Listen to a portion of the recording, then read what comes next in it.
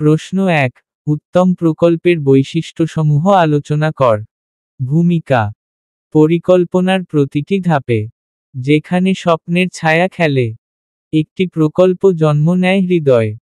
জাতি গড়ার বুনিয়াদে সঞ্চয় করে কেলে। উত্তম প্রকল্প শুধু কাগজে আঁকা রূপরেখা নয়, এ এক বাস্তবতার মশাল, উন্নয়নের আলোয় জ্বলে রয়। প্রকল্প প্রজেক্ট শব্দটির অর্থ দাঁড়ায় একটি নির্দিষ্ট সময়ের জন্য নির্ধারিত কার্যক্রম, যার লক্ষ্য থাকে বিশেষ উদ্দেশ্য অর্জন। অক্সফোর্ড ডিকশনারি অনুযায়ী বাংলায় এর মানে দাঁড়ায় একটি পরিকল্পিত ও সময়সীমাবদ্ধ কর্মসূচি, যা কোন নির্দিষ্ট লক্ষ্য পূরণে গৃহীত হয়। একটি প্রকল্প উত্তম বলার জন্য কিছু নির্দিষ্ট বৈশিষ্ট্য থাকা আবশ্যক। এ বৈশিষ্ট্যগুলোই প্রকল্পকে কার্যকর ও বাস্তবসম্মত করে তোলে। মূল আলোচনা। উত্তম প্রকল্পের বৈশিষ্ট্যগুলো নিচে তুলে ধরা হলো। নির্দিষ্ট লক্ষ্য, স্পেসিফিক গোল। প্রকল্পের উদ্দেশ্য হতে হবে স্পষ্ট, বাস্তবসম্মত ও সময়োপযোগী। পরিকল্পনা ও রূপরেখা, প্ল্যান স্ট্রাকচার। পূর্ব নির্ধারিত কাঠামো ও ধাপে ধাপে পরিকল্পনা থাকতে হবে। বাস্তবায়নযোগ্যতা, ফিজিবিলিটি। প্রকল্পের লক্ষ্য বাস্তবে অর্জনযোগ্য ও প্রাসঙ্গিক হতে হবে। সময়সীমা, টাইম বাউন্ড। একটি নির্দিষ্ট সময়ের মধ্যে সম্পন্ন করার রূপরেখা থাকতে হবে। আর্থিক বিশ্লেষণ, কস্ট এফেক্টিভনেস। খরচের হিসাব স্বচ্ছ এবং সাশ্রয়ী হতে হবে। পরিমাপযোগ্য ফলাফল, মেজারেবল আউটকাম। প্রকল্পের সফলতা মাপার নির্দিষ্ট সূচক বা মানদণ্ড থাকতে হবে। ঝুঁকি বিশ্লেষণ, রিস্ক অ্যাসেসমেন্ট। সম্ভাব্য ঝুঁকি ও তার প্রতিকার ব্যবস্থা নির্ধারিত থাকতে হবে। অংশগ্রহণমূলক দৃষ্টিভঙ্গি, পার্টিসিপেটরি অ্যাপ্রোচ। স্থানীয় জনগণ বা সুবিধাভোগীদের সম্পৃক্ততা থাকতে হবে। উন্নয়নমূলক প্রভাব, ডেভেলপমেন্টাল ইম্প্যাক্ট। প্রকল্পটি সামাজিক, অর্থনৈতিক কিংবা সাংস্কৃতিক অগ্রগতি নিশ্চিত করবে। টেকসিতা, সাস্টেইনেবিলিটি। প্রকল্পের সুফল দীর্ঘস্থায়ী হওয়ার নিশ্চয়তা থাকতে হবে। পর্যবেক্ষণ ও মূল্যায়ন ব্যবস্থা, মনিটরিং এবং ইভ্যালুয়েশন। কার্যক্রম পর্যবেক্ষণ ও বিশ্লেষণের যথাযথ প্রক্রিয়া থাকতে হবে। আইনগত ও নৈতিক দিক, লিগ্যাল এবং এথিক্যাল কনসিডারেশন। প্রকল্প হতে হবে আইনের আওতায় এবং নৈতিকতার সীমায়। স্মরণ রাখার কৌশল নিম্নক। SMARTGOALS। S স্পেসিফিক নির্দিষ্ট। M মেজারেবল পরিমাপযোগ্য। A অ্যাচিভেবল বাস্তবায়নযোগ্য। R রেলেভেন্ট প্রাসঙ্গিক। T টাইম বাউন্ড সময়সীমাবদ্ধ। এই ইংরেজি শব্দটির বাংলা অর্থ হল স্মার্ট লক্ষ্যের মতোই, উত্তম প্রকল্পের লক্ষ্য যেন থাকে নির্দিষ্ট, পরিমাপযোগ্য, অর্জনযোগ্য, প্রাসঙ্গিক এবং সময়সীমাবদ্ধ। উপসংহার। একটি প্রকল্প কেবলমাত্র একটি নকশা নয়, এ এক জীবন্ত দিগন্তের সূচনা। যেখানে আছে পরিকল্পনার ধ্বনি, উন্নয়নের স্বপ্ন আবেশ, সেখানে উত্তম প্রকল্পের গুরুত্ব সীমাহীন, অমূল্য প্রশ্বাস।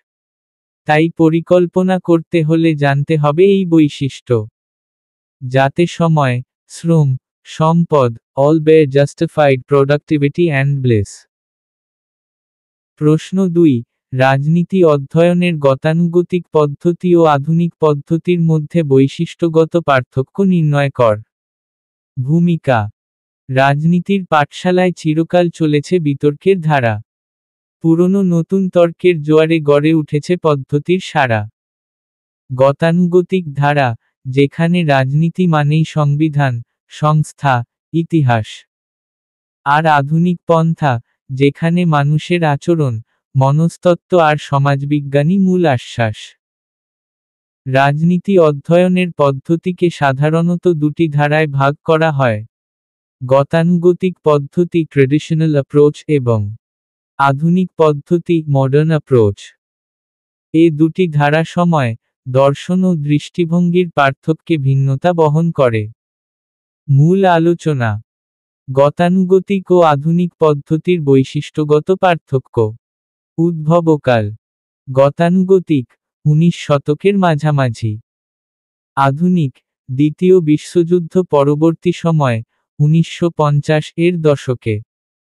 প্রধান দৃষ্টিভঙ্গি: গতানুগতিক, আদর্শবাদ ও নৈতিকতা নির্ভর। আধুনিক, বাস্তববাদ ও বৈজ্ঞানিক বিশ্লেষণ। গবেষণার পদ্ধতি: গতানুগতিক, বর্ণনামূলক ও ঐতিহাসিক। আধুনিক, পরিসংখ্যান ও তথ্যভিত্তিক। অধ্যয়নের বিষয়বস্তু: গতানুগতিক, রাষ্ট্র, সরকার, আইন, সংবিধান। আধুনিক, আচরণ, মতামত, সামাজিক অবকাঠামো। উদাহরণমূলক পদ্ধতি: গতানুগতিক, প্লেটো, অ্যারিস্টটল, লক। আধুনিক, ডেভিড ইস্টন, গ্যাব্রিয়েল আলমন্ড। উদ্দেশ্য: গতানুগতিক, আদর্শ রাষ্ট্র গঠন। আধুনিক, রাজনৈতিক আচরণ বিশ্লেষণ। মানবিকতা বনাম বিজ্ঞান। গতানুগতিক, মানবিক শাখা। আধুনিক, সমাজবিজ্ঞান ও মনোবিজ্ঞান নির্ভর। মূল সমস্যা বিশ্লেষণ: গতানুগতিক, রাজনৈতিক প্রতিষ্ঠান। আধুনিক, ব্যক্তি ও গোষ্ঠীর ভূমিকা। চূড়ান্ত লক্ষ্য: গতানুগতিক, ন্যায়ের অনুসন্ধান। আধুনিক, কার্যকারিতা ও কার্যকারণ অনুসন্ধান। ভাষা ও প্রকাশভঙ্গি: গতানুগতিক, নৈতিক, দার্শনিক ভাষা। আধুনিক, প্রমাণ নির্ভর, পরিসংখ্যানভিত্তিক ভাষা। স্মরণ রাখার কৌশল নিম্নক: Historical vs scientific. H. Historical origin vs scientific method. I. Idealism vs empiricism. S. State-centric vs society-centric. T. Textual vs testable. O. Objective, norms vs objective, facts. R. Rhetoric vs research. I. Institutions vs individuals. C. Classical vs contemporary. উপসংহার: রাজনীতির বিশ্লেষণে যুগের দাবি বদলায় বারবার। যেখানে চিন্তার ছক ভেঙে আসে আধুনিকতার ধারা অনিবার। তবে মনে রাখতে হয়, উভয় পদ্ধতিরই আছে নিজস্ব সৌন্দর্য।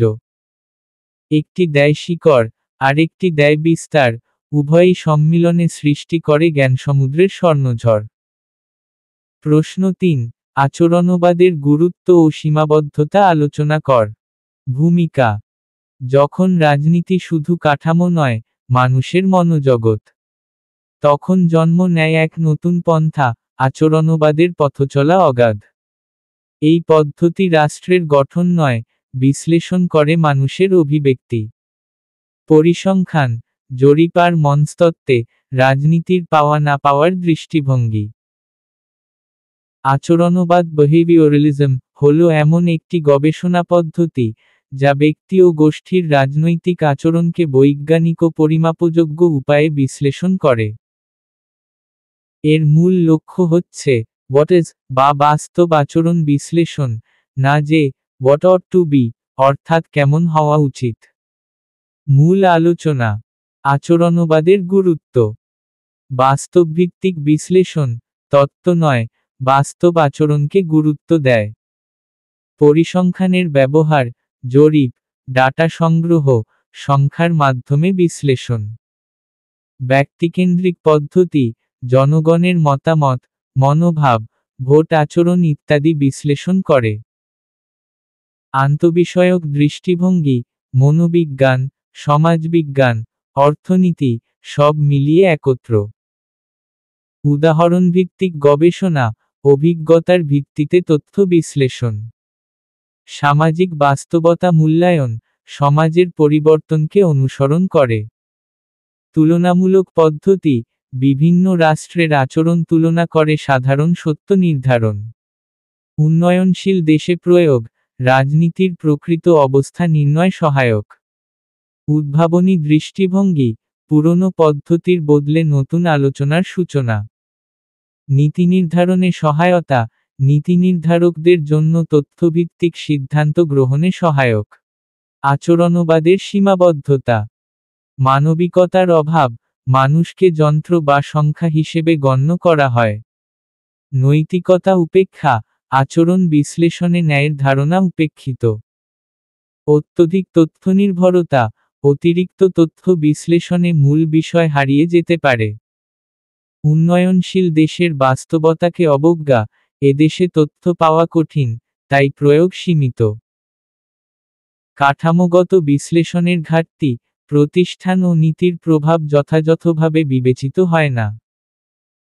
তাত্ত্বিক দুর্বলতা, তত্ত্ব গঠনের বদলে কেবল তথ্য উপস্থাপনে সীমাবদ্ধ।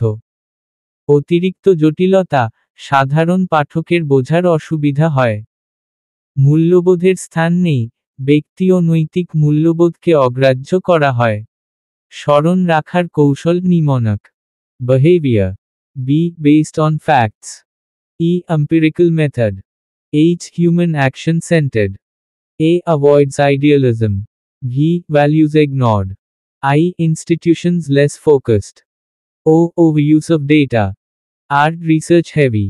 উপসংহার: আচরণবাদ রাজনীতির বিশ্লেষণে এক যুগান্তকারী দিগন্ত, যেখানে তথ্যের ভাষা ও মানুষের আচরণ তৈরি করে নতুন অন্ত।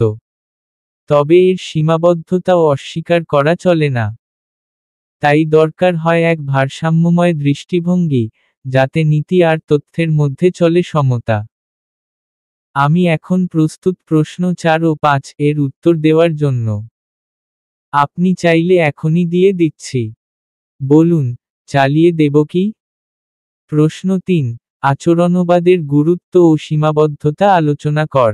ভূমিকা: রাজনীতির বিশ্লেষণে একসময় ইতিহাস আর দার্শনিক তত্ত্ব ছিল মূল মাধ্যম। কিন্তু সময়ের স্রোতে এগিয়ে এলো এক নতুন ধারা, যার নাম আচরণবাদ, বিহেভিওরালিজম। এটি এমন এক বৈপ্লবিক পদ্ধতি, যা পরিসংখ্যান, জরিপ, পর্যবেক্ষণ ও তথ্যনির্ভর গবেষণার মাধ্যমে মানুষের রাজনৈতিক আচরণ বিশ্লেষণ করে। এর মাধ্যমে রাজনীতি হয়ে ওঠে বিজ্ঞানের মতো গবেষণাভিত্তিক, পরীক্ষণযোগ্য এক বিদ্যা।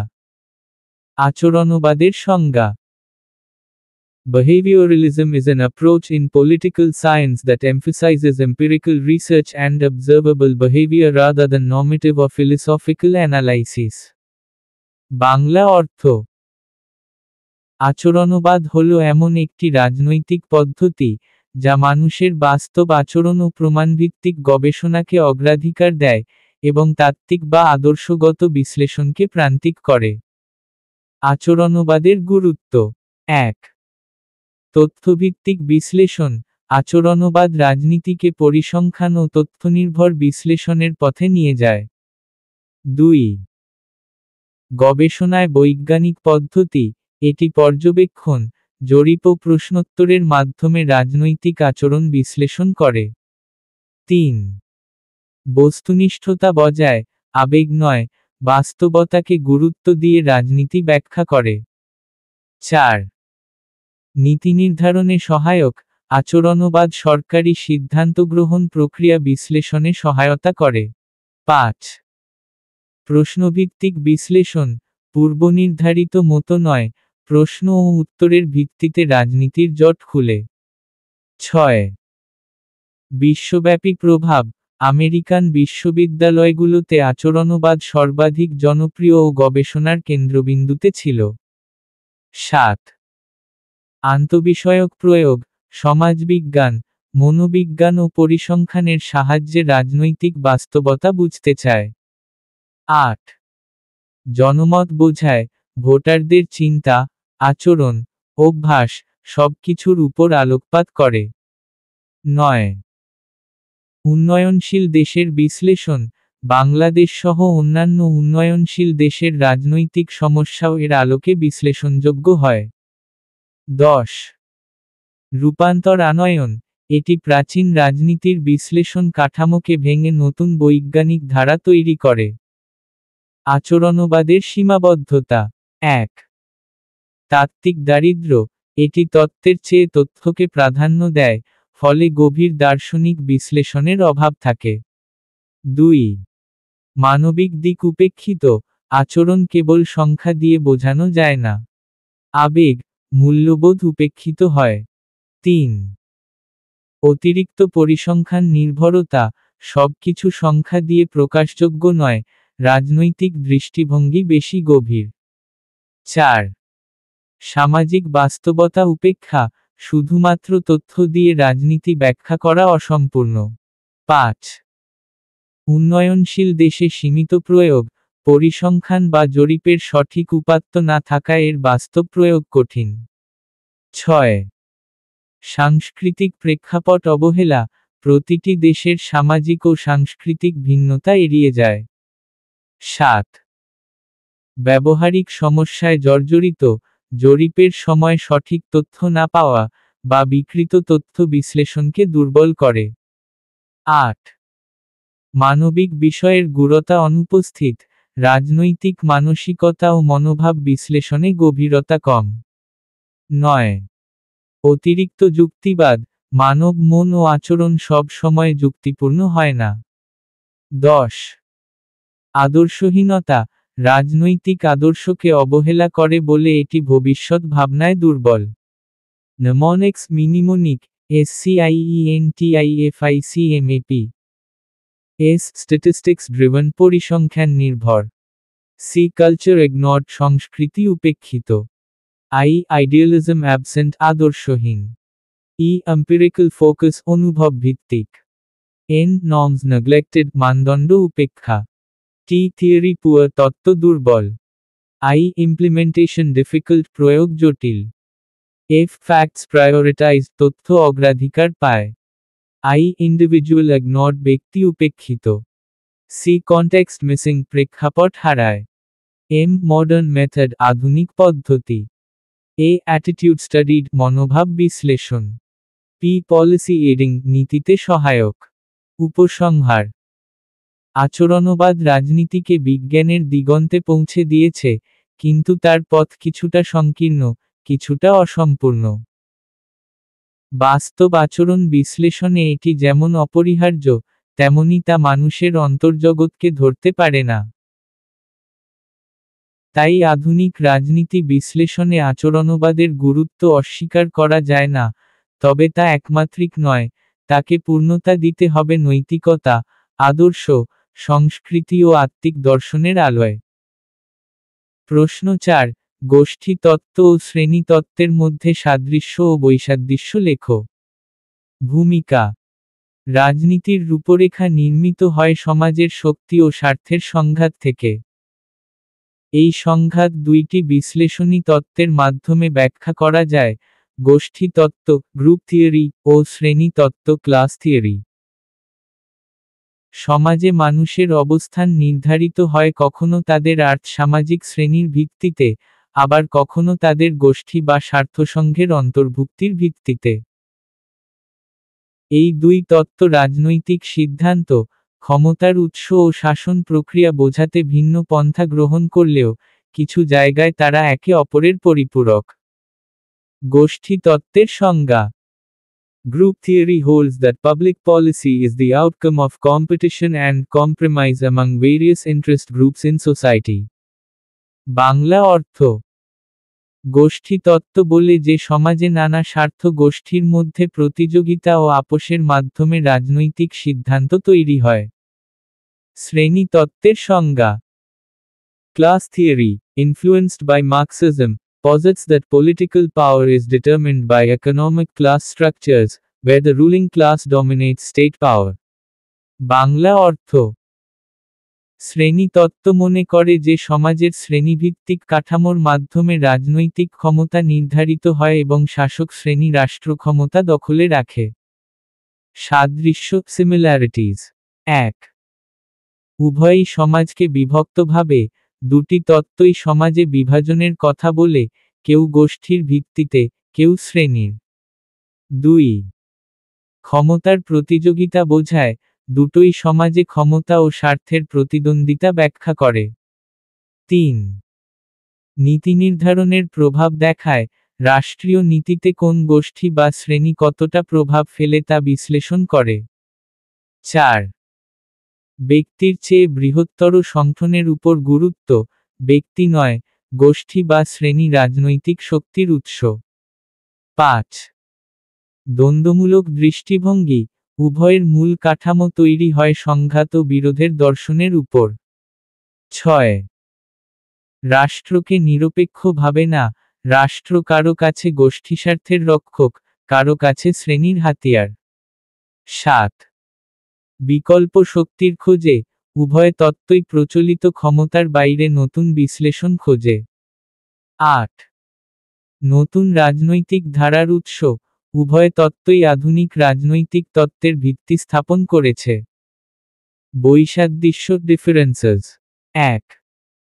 উৎপত্তি ও ভিত্তি, গোষ্ঠী তত্ত্ব উদ্ভূত হয় আমেরিকান উদারতান্ত্রিক চিন্তা থেকে। শ্রেণী তত্ত্ব এসেছে মার্ক্সবাদী সমাজতত্ত্ব থেকে। 2. বিশ্লেষণের কেন্দ্রবিন্দু, গোষ্ঠী তত্ত্বে রাজনীতির কেন্দ্র হল স্বার্থগোষ্ঠী। শ্রেণী তত্ত্বে অর্থনৈতিক শ্রেণী। 3. রাষ্ট্রের ভূমিকা, গোষ্ঠী তত্ত্বে রাষ্ট্র গোষ্ঠীদের মধ্যস্থতা করে। শ্রেণী তত্ত্বে রাষ্ট্র হল শাসক শ্রেণীর দাস। 4. বৈধতা ব্যাখ্যার ধরন, গোষ্ঠী তত্ত্ব বৈধতা দেখে আপোষ ও ঐক্যের মাধ্যমে। শ্রেণী তত্ত্ব দেখে শ্রেণী আধিপত্যের মাধ্যমে। 5.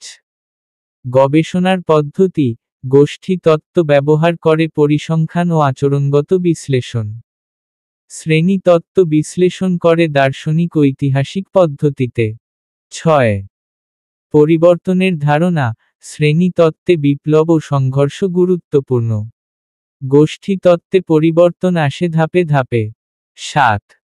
আদর্শিক রূপ, শ্রেণী তত্ত্ব আদর্শনিষ্ঠ ও পরিবর্তনমুখী। গোষ্ঠী তত্ত্ব তুলনামূলক বাস্তববাদী। 8. রাজনীতির ব্যক্তি, শ্রেণী তত্ত্ব রাজনীতিকে অর্থনীতির ছায়া বলে মানে। গোষ্ঠী তত্ত্ব রাজনীতিকে গোষ্ঠীগত স্বার্থের মঞ্চ ভাবে। 9.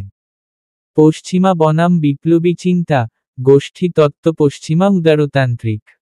শ্রেণী তত্ত্ব বিপ্লবী সমাজতান্ত্রিক। 10. নির্বাচনের প্রভাব বিশ্লেষণ, গোষ্ঠী তত্ত্ব নির্বাচনকে গুরুত্ব দেয়। শ্রেণী তত্ত্বে তা ভুয়া সচেতনতা বলে ধরা হয়। Mnemonics mnemonic class vs group. Class শ্রেণী তত্ত্বের মূল কল্পনা ক্লাস। সি কনফ্লিক্ট বেসড সংঘাত নির্ভর। এল লিঙ্ক টু মার্কসিজম মার্ক্সবাদ ঘেঁষা। এ অ্যান্টাগনিস্টিক অ্যানালাইসিস শত্রুতা ভিত্তিক বিশ্লেষণ। S state serves ruling class রাষ্ট্র শাসক শ্রেণীর সেবক। S systemic change by a revolution ব্যবস্থার বিপ্লবী পরিবর্তন। গ্রুপ গোষ্ঠী তত্ত্বের মূলধারা গ্রুপ। জি গ্রুপ কম্পিটিশন গোষ্ঠী প্রতিযোগিতা। আর রিফর্ম থ্রু কম্প্রোমাইজ আপোষে পরিবর্তন। ও অবজারভেবল বিহেভিয়ার ফোকাস প্রমাণভিত্তিক আচরণ বিশ্লেষণ। ইউএস বেসড লিবারেল অরিজিন যুক্তরাষ্ট্রের উদার মূল। পি প্লুরালিজম ইন পলিটিক্স রাজনীতিতে বহুত্ববাদ। উপসংহার। গোষ্ঠী তত্ত্ব ও শ্রেণী তত্ত্ব দুটি পথ, একটি লক্ষ্য, সমাজে ক্ষমতার বিন্যাস বোঝা। একজন বলে গোষ্ঠীগত স্বার্থে রাজনীতি গঠিত, আরেকজন বলে অর্থনৈতিক শ্রেণীর হাতে ক্ষমতা বন্দী। দুটি তত্ত্বই সমাজ ও রাষ্ট্রের জটিলতা ব্যাখ্যা করে আলাদা দৃষ্টিকোণ থেকে। তাই পরিপূর্ণ রাজনৈতিক বিশ্লেষণ পেতে আমাদের প্রয়োজন এদের উভয়ের সমন্বিত দৃষ্টিভঙ্গি। আপনি যদি চান, আমি পরবর্তী প্রশ্ন, সার্বভৌমত্ব, বিষয়টির সংজ্ঞা ও গুরুত্ব আলোচনা কর, তাতে যেতে পারি। শুধু বলবেন। প্রশ্ন 5, সার্বভৌমত্ব বিষয়টির সংজ্ঞা ও গুরুত্ব আলোচনা কর। ভূমিকা। সার্বভৌমত্ব শব্দটি যেন রাষ্ট্রীয় অস্তিত্বের প্রাণশক্তি, আত্মপরিচয়ের শিকড়। এই ধারণা রাষ্ট্রবিজ্ঞান ও আন্তর্জাতিক সম্পর্কের এক মৌলিক স্তম্ভ, যার উপর দাঁড়িয়ে একটি জাতি তার স্বাধীন সত্তা নির্মাণ করে। রাষ্ট্র যদি হয় দেহ, তবে সার্বভৌমত্ব তার আত্মা, যা তাকে দেয় সিদ্ধান্ত গ্রহণের স্বাধীনতা, ক্ষমতার পূর্ণতা, ও অন্য রাষ্ট্রের সাথে সমান মর্যাদার ভিত্তি। সংজ্ঞা। সার্বভৌমত্ব হল রাষ্ট্রের সর্বোচ্চ, চূড়ান্ত ও স্বাধীন ক্ষমতা, যা আইন প্রণয়ন, বাস্তবায়ন এবং বিচার কার্যক্রমে স্বতন্ত্রভাবে প্রয়োগ করা হয়। ইংরেজিতে Sovereignty is the supreme and absolute authority within a territory, free from external interference. মূল শব্দগত উৎস। সার্বভৌমত্ব এসেছে ল্যাটিন শব্দ সুপেরেনাস থেকে, যার অর্থ উচ্চতর বা সর্বোচ্চ। সার্বভৌমত্বের গুরুত্ব, ইম্পর্টেন্স অফ সভরেন্টি। 1. রাষ্ট্রীয় পরিচয়ের ভিত্তি। সার্বভৌমত্ব ছাড়া কোনো রাষ্ট্র আন্তর্জাতিক পরিসরে তার পরিচয় দাঁড় করাতে পারে না। 2. আইন প্রণয়নে স্বাধীনতা। একটি সার্বভৌম রাষ্ট্র নিজস্ব সংবিধান ও আইন রচনা করতে সক্ষম হয়। 3. বিদেশি হস্তক্ষেপ থেকে সুরক্ষা। এটি রাষ্ট্রকে বহিঃশক্তির চাপ বা দখল থেকে মুক্ত রাখে। 4. রাষ্ট্রের অভ্যন্তরীণ শৃঙ্খলা রক্ষা। সার্বভৌমত্ব নিশ্চিত করে যে রাষ্ট্র তার ভূখণ্ডে আইনশৃঙ্খলা বজায় রাখতে পারে। 5. আন্তর্জাতিক স্বীকৃতির পূর্বশর্ত। সার্বভৌমত্ব না থাকলে কোনো ভূখণ্ডকে পূর্ণ রাষ্ট্র হিসেবে স্বীকৃতি দেওয়া হয় না। 6. বিদেশ নীতি পরিচালনায় স্বাধীনতা। সার্বভৌম রাষ্ট্র তার স্বার্থে আন্তর্জাতিক চুক্তি, জোট ও কূটনীতি স্থির করতে পারে। 7. সামাজিক পরিকল্পনার অধিকার। রাষ্ট্র অর্থনীতি, শিক্ষা, স্বাস্থ্য ইত্যাদি বিষয়ে স্বাধীন নীতি নির্ধারণে সক্ষম হয়। 8. জনগণের অধিকার ও কর্তব্য নির্ধারণ। সার্বভৌমত্ব রাষ্ট্রকে নাগরিকের মৌলিক অধিকার রক্ষা ও দায়িত্ব নির্ধারণে সাহায্য করে। 9. সংঘবদ্ধ জাতিসমূহে সদস্যতা। জাতিসংঘে পূর্ণ সদস্য হতে হলে সার্বভৌমত্ব অপরিহার্য। 10. রক্ষা শক্তির ভিত্তি। সামরিক বাহিনী গঠনের ও যুদ্ধের সিদ্ধান্ত গ্রহণের ক্ষমতা শুধুমাত্র সার্বভৌম রাষ্ট্রেরই থাকে। 11. আদালত ও বিচার ব্যবস্থা পরিচালনা। বিচার বিভাগ রাষ্ট্রের সার্বভৌমত্বের একটি দৃশ্যমান রূপ। মনেক্স মিনিমোনিক, সভারেন, সার্বভৌমত্বের গুরুত্ব মনে রাখার কৌশল। সুপ্রিম অথরিটি, সর্বোচ্চ ক্ষমতা। ওন লেজিসলেশন, নিজস্ব আইন প্রণয়ন। ভয়েস ইন ডিপ্লোমেসি, কূটনীতিতে কণ্ঠস্বর। এক্সটার্নাল কন্ট্রোল অ্যাবসেন্ট, বহিনিয়ন্ত্রণের অনুপস্থিতি। রেকগনিশন গ্লোবালি, আন্তর্জাতিক স্বীকৃতি। ইকোনমিক প্ল্যানিং, অর্থনৈতিক পরিকল্পনা। ইন্টারনাল অর্ডার, অভ্যন্তরীণ শৃঙ্খলা। গার্ডেড ফ্রম ইনভেশন, বহিঃআক্রমণ থেকে সুরক্ষা। ন্যাশনাল আইডেন্টিটি, জাতীয় পরিচয়। উপসংহার। সার্বভৌমত্ব হল রাষ্ট্রের হৃদস্পন্দন, যা তাকে স্বাধীন, সম্মানিত ও সিদ্ধান্তপ্রবণ করে তোলে। বর্তমান বৈশ্বিক বাস্তবতায়, যেখানে আন্তনির্ভরতাই নিয়ম, সার্বভৌমত্বের চর্চা হয়ে উঠেছে আরও সূক্ষ্ম ও গুরুত্বপূর্ণ। তবুও, সার্বভৌমত্বই সেই আলোকবর্তিকা যা রাষ্ট্রকে তার অভ্যন্তরীণ ও বাহ্যিক পথ নির্ধারণে স্বাধীনতা দেয়, মর্যাদার চূড়ায় রাখে, এবং জাতির ভবিষ্যতের স্থপতি করে তোলে। প্রশ্ন 6, রাষ্ট্র এবং সরকারের মধ্যে পার্থক্য লেখো। ভূমিকা। রাষ্ট্র ও সরকার, দুটিই যেন একই বৃন্তে দুটি কুসুম, অথচ দুটি আলাদা পরিচয়ের প্রতীক। রাষ্ট্র একটি স্থায়ী কাঠামো, চিরন্তন সংহতির নাম। আর সরকার তার অস্থায়ী রূপ, সময়ের প্রয়োজনে পরিবর্তনশীল ব্যবস্থাপনা। রাজনীতির পাঠশালায় এ দুইয়ের তফাৎ জানা না থাকলে রাষ্ট্রের দৃষ্টিভঙ্গি অস্পষ্ট থেকে যায়। রাষ্ট্রের সংজ্ঞা, স্টেট। রাষ্ট্র হল এমন একটি রাজনৈতিক সংগঠন, যার স্থায়ী জনগোষ্ঠী, নির্দিষ্ট ভূখণ্ড, একটি কার্যকর সরকার ও আন্তর্জাতিক স্বীকৃতি রয়েছে। সরকারের সংজ্ঞা, গভর্নমেন্ট। সরকার হল সেই প্রতিষ্ঠান বা সংগঠন, যারা রাষ্ট্র পরিচালনার দায়িত্ব পালন করে এবং জনগণের উপর আইন প্রয়োগ করে। মূল শব্দের উৎপত্তি। রাষ্ট্র, স্টেট, ল্যাটিন স্টেটাস শব্দ থেকে এসেছে, যার অর্থ স্থিতি বা স্থিতিশীল অবস্থা। সরকার, গভর্নমেন্ট এসেছে ল্যাটিন গুবর্নরে থেকে, যার অর্থ নিয়ন্ত্রণ করা বা পরিচালনা করা। রাষ্ট্র ও সরকারের মধ্যে পার্থক্য, difference between state and government. 1. স্থিতিশীলতা বনাম পরিবর্তনশীলতা, রাষ্ট্র স্থায়ী, সরকার অস্থায়ী। 2. ব্যাপকতা, রাষ্ট্র বৃহত্তর ধারণা, সরকার রাষ্ট্রের একটি অংশ মাত্র। 3. সৃষ্টিকাল, রাষ্ট্র গঠনের পূর্বেই রাষ্ট্রধারণা থাকে। সরকার সময় ও প্রয়োজন অনুযায়ী গঠিত হয়। 4. অবসানের ধরন, সরকার নিয়মিত বদলায়, নির্বাচন, বিদ্রোহ, বিপ্লব, রাষ্ট্রের অস্তিত্ব টিকে থাকে। 5. কর্তৃত্বের উৎস, রাষ্ট্রের ক্ষমতা সার্বভৌম, সরকারের ক্ষমতা রাষ্ট্রপ্রদত্ত। 6.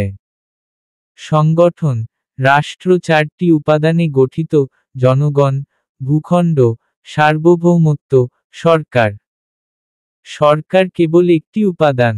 7. প্রতিনিধিত্ব, সরকার জনগণের দ্বারা নির্বাচিত হয়, রাষ্ট্র নয়। 8. কাজের ধরন, সরকার আইন প্রণয়ন, প্রশাসন ও বিচার কার্য সম্পাদন করে। রাষ্ট্র এসব কার্যক্রমের মৌলিক কাঠামো তৈরি করে। 9. জননির্ভরতা, সরকারের বৈধতা নির্ভর করে জনসমর্থনের উপর। রাষ্ট্রের অস্তিত্ব এর চেয়েও ব্যাপকতর। 10. সীমাবদ্ধতা, সরকার সংবিধান দ্বারা সীমিত, রাষ্ট্র সর্বোচ্চ কাঠামো। নেমনিক্স মিনিমোনিক ডিফারেন্সেস, রাষ্ট্র ও সরকারের পার্থক্য মনে রাখার উপায়। ডি. ডিউরেশন স্থায়িত্ব। আই. ইনস্টিটিউশনাল স্কোপ কাঠামোগত ব্যাপকতা। এফ. ফর্মেশন টাইম সৃষ্টিকাল। এফ. ফ্লেক্সিবিলিটি পরিবর্তনশীলতা। ই. এন্টিটি পাওয়ার ক্ষমতার উৎস। আর. রিপ্রেজেন্টেশন প্রতিনিধিত্ব। ই. এক্সিস্টেন্স লিমিট অবসানের ধরন। এন. নেচার অফ ওয়ার্ক কাজের প্রকৃতি। সি. কনস্টিটিউশনাল রোল সংবিধান অনুযায়ী সীমা। ই. এসেনশিয়াল পার্টস মৌলিক উপাদান। এস. স্টেবিলিটি ভার্সেস শিফট স্থিতিশীলতা বনাম পরিবর্তন। উপসংহার, রাষ্ট্র হল সেই বৃক্ষ, যার শিকড় প্রথিত সমাজের অন্তঃস্থলে। আর সরকার তার ফলদায়ী শাখা, যেটি এক এক সময়ে এক এক রূপ নেয়। রাষ্ট্র চিরন্তন কাঠামোর রূপে সমাজের ছায়া দেয়, আর সরকার তার পরিবর্তনশীল ব্যবস্থাপনায় জনগণের সেবা নিশ্চিত করে।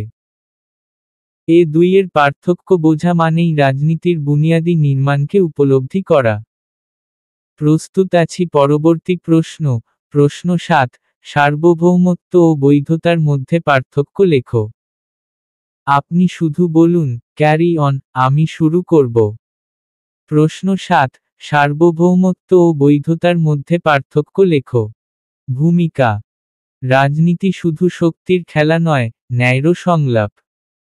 এই শক্তি ও ন্যায়ের দুই ধ্রুবতারা, সার্বভৌমত্ব ও বৈধতা। একদিকে শাসনের চূড়ান্ত ক্ষমতা, অন্যদিকে সে ক্ষমতা ব্যবহারের সামাজিক ও নৈতিক অনুমোদন। এদের পার্থক্য না বুঝলে রাষ্ট্রের ভিতরে সংকট দেখা দেয়, আর রাজনৈতিক বিশ্লেষণ অপূর্ণ থেকে যায়। সার্বভৌমত্বের সংজ্ঞা, সভরেন্টি। সার্বভৌমত্ব হল রাষ্ট্রের সর্বোচ্চ, চূড়ান্ত ও স্বাধীন ক্ষমতা, যা অন্য কোনো কর্তৃপক্ষ দ্বারা সীমিত নয়। বৈধতার সংজ্ঞা, লেজিটিমেসি। বৈধতা হল শাসকের প্রতি জনগণের স্বীকৃতি ও সম্মতি, যার ফলে শাসন ব্যবস্থার প্রতি আনুগত্য সৃষ্টি হয়। মূল শব্দের উৎপত্তি। সভরেন্টি, ল্যাটিন সুপেরেনাস, সর্বোচ্চ থেকে এসেছে, অর্থ ঊর্ধ্বতন কর্তৃত্ব। লেজিটিমেসি, ল্যাটিন লেজিটাইমাস, বৈধ থেকে এসেছে, অর্থ আইনসম্মত ও ন্যায্যতাযুক্ত। সার্বভৌমত্ব ও বৈধতার পার্থক্য। 1. অবস্থান, সার্বভৌমত্ব রাষ্ট্রের ক্ষমতার কেন্দ্র, বৈধতা হল সেই ক্ষমতার সামাজিক স্বীকৃতি। 2. উৎস, সার্বভৌমত্ব জন্ম নেয় আইনি কাঠামো থেকে। বৈধতা গড়ে ওঠে জনমত ও মূল্যবোধের উপর। 3. স্বভাব, সার্বভৌমত্ব নিরঙ্কুশ ও অপরিবর্তনীয়, বৈধতা পরিবর্তনশীল ও সাপেক্ষ। 4. ব্যবহার, সার্বভৌমত্ব ব্যবহার করা যায় জোরপূর্বক। বৈধতা মেলে নৈতিকতার মাধ্যমে। 5. পরিণাম, সার্বভৌমত্ব থাকলে রাষ্ট্র টিকে থাকতে পারে। বৈধতা না থাকলে রাষ্ট্রে অস্থিরতা দেখা দেয়। 6. ধরন, সার্বভৌমত্ব হল আইনি ধারণা। বৈধতা একটি রাজনৈতিক ও নৈতিক ধারণা। 7. মূল্য, সার্বভৌমত্ব মানে কর্তৃত্বের চূড়ান্ততা। বৈধতা মানে মানুষের মেনে নেওয়া। 8. সংগঠন, সার্বভৌমত্ব নির্ধারণ করে সরকার কি করতে পারে। বৈধতা নির্ধারণ করে সরকার কতটা জনগণের স্বীকৃত। 9. সংকট, সার্বভৌমত্ব হারালে রাষ্ট্র ভেঙে পড়ে। বৈধতা হারালে সরকার বিপদে পড়ে। 10. অধিকার, সার্বভৌমত্ব সরকারকে আইনি অধিকার দেয়। বৈধতা দেয় নৈতিক অধিকার। মনেক্স মিনিমোনিক, সভারেন, পার্থক্য মনে রাখার উপায়। সোর্স উৎস আইনি বনাম জনমত। ও আউটকাম পরিণাম রাষ্ট্র বনাম সরকার। ভ্যালু মূল্য কর্তৃত্ব বনাম স্বীকৃতি। এক্সিস্টেন্স অস্তিত্ব নিরঙ্কুশ বনাম সাপেক্ষ। রেকগনিশন স্বীকৃতি আইনি বনাম নৈতিক। এফেক্ট প্রভাব স্থায়িত্ব বনাম অস্থিরতা। আইডিয়া ধারণা আইনি বনাম রাজনৈতিক। গ্রান্ট প্রদান আইন বনাম সমাজ। নেচার স্বভাব অপরিবর্তনীয় বনাম পরিবর্তনশীল। উপসংহার, সার্বভৌমত্ব রাষ্ট্রের আত্মা, বৈধতা তার হৃদয়। একের মাধ্যমে শাসন চলে, অন্যের মাধ্যমে শাসন টিকে থাকে। রাজনীতির রাজপথে দুটোই প্রয়োজন, না হলে পথ হয় ছিন্ন, গন্তব্য হয় অনিশ্চিত। তাই রাষ্ট্রচিন্তায় এদের পার্থক্য না বোঝা মানেই গভীর অন্ধকারে হাঁটা। প্রশ্ন 8, রাষ্ট্র এবং সরকারের মধ্যে সম্পর্ক লেখো। ভূমিকা, রাষ্ট্র ও সরকার, এই দুটি শব্দ যেন রাজনীতির দুই অমূল্য রত্ন। রাষ্ট্র হল সেই বিস্তীর্ণ কাঠামো, যার মাঝে গড়ে ওঠে সভ্যতা। আর সরকার সেই কাঠামোর চালক, যিনি নির্দেশ দেন, পথ দেখান, শাসন করেন। রাষ্ট্র যদি হয় নৌকা, তবে সরকার তার মাঝি। তাই এদের সম্পর্ক বোঝা জরুরি, যেন রাজনৈতিক বোধ হয়ে ওঠে আরও গভীর ও প্রাঞ্জল। রাষ্ট্রের সংজ্ঞা, স্টেট। রাষ্ট্র একটি স্থায়ী রাজনৈতিক সংগঠন, যার রয়েছে নির্দিষ্ট ভূখণ্ড, জনসংখ্যা, সার্বভৌমত্ব ও সরকার। সরকারের সংজ্ঞা, গভর্নমেন্ট। সরকার হল রাষ্ট্রের সেই যন্ত্র, যার মাধ্যমে রাষ্ট্রের উদ্দেশ্য ও আইন বাস্তবায়িত হয়। এটি প্রশাসনিক কাঠামোর সংগঠিত রূপ। মূল শব্দের উৎপত্তি। স্টেট, ল্যাটিন স্টেটাস থেকে উদ্ভূত, যার অর্থ স্থিতি বা অবস্থা। গভর্নমেন্ট, ল্যাটিন গুবর্নরে থেকে এসেছে, অর্থ চালনা করা বা শাসন করা। রাষ্ট্র ও সরকারের সম্পর্ক। 1. অস্তিত্বগত সম্পর্ক, রাষ্ট্র ছাড়া সরকার অসম্ভব, সরকার রাষ্ট্রের অন্তর্গত এক যন্ত্র। 2. স্থায়িত্ব, রাষ্ট্র স্থায়ী, সরকার অস্থায়ী ও পরিবর্তনশীল। 3. গঠনমূলক সম্পর্ক, রাষ্ট্র 4টি উপাদানে গঠিত, ভূখণ্ড, জনসংখ্যা, সরকার ও সার্বভৌমত্ব। সরকার তার একটি মাত্র অঙ্গ। 4. ক্ষমতার উৎস, রাষ্ট্র সার্বভৌম, সরকার সেই সার্বভৌম ক্ষমতা প্রয়োগকারী মাধ্যম। 5. দায়িত্ব, সরকার রাষ্ট্রের আইন প্রণয়ন, বিচার ও প্রশাসন পরিচালনায় নিয়োজিত। 6. পরিবর্তন, রাষ্ট্র শতাব্দীর পর শতাব্দী টিকে থাকে, সরকার নির্বাচনের মাধ্যমে বারবার বদলায়। 7. লক্ষ্য, রাষ্ট্রের লক্ষ্য নিরাপত্তা, শৃঙ্খলা ও উন্নয়ন। সরকার সেই লক্ষ্য বাস্তবায়নের কৌশল নির্ধারণ করে। 8. চলনক্ষমতা, সরকার ছাড়া রাষ্ট্র অচল। কিন্তু সরকার পরিবর্তিত হলেও রাষ্ট্র টিকে থাকে। 9.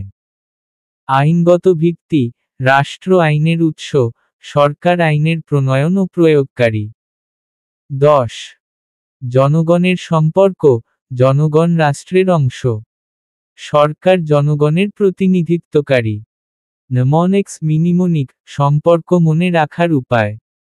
জি গোল, লক্ষ্য নির্ধারণে সরকার, বাস্তবায়নে রাষ্ট্র। ও অরিজিন, রাষ্ট্রের ভেতরেই সরকারের উৎপত্তি। ভি ভেরিয়েশন, সরকার পরিবর্তনশীল, রাষ্ট্র স্থায়ী। ই এক্সিস্টেন্স, রাষ্ট্র ছাড়া সরকার অসম্পূর্ণ। আর রিপ্রেজেন্টেশন, সরকার জনগণের প্রতিনিধি।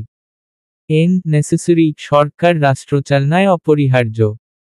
এস স্ট্রাকচার, সরকার রাষ্ট্রের গঠনতন্ত্র ভিত্তিক অঙ্গ। টি টেনিয়র, সরকারের সময়সীমা নির্ধারিত, রাষ্ট্র নির্বিচার। এ অথরিটি, সরকার রাষ্ট্রীয় ক্ষমতার প্রয়োগকারী। টি টুল, সরকার রাষ্ট্রের প্রশাসনিক যন্ত্র। ই এক্সিকিউশন, রাষ্ট্রীয় আইন বাস্তবায়নে সরকারের ভূমিকা।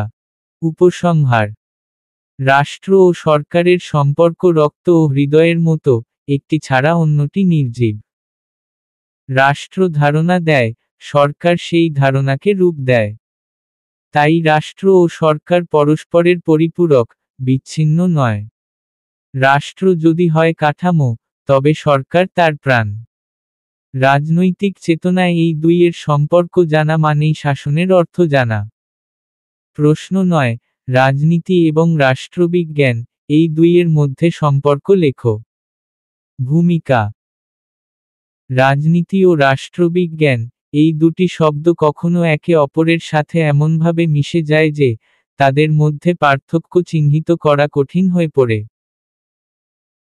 তবে, এদের মধ্যে রয়েছে সূক্ষ্ম পার্থক্য, যা বুঝতে পারলে আমরা শাসন ও রাজনৈতিক বিশ্লেষণে আরও গভীরতা পেতে পারি।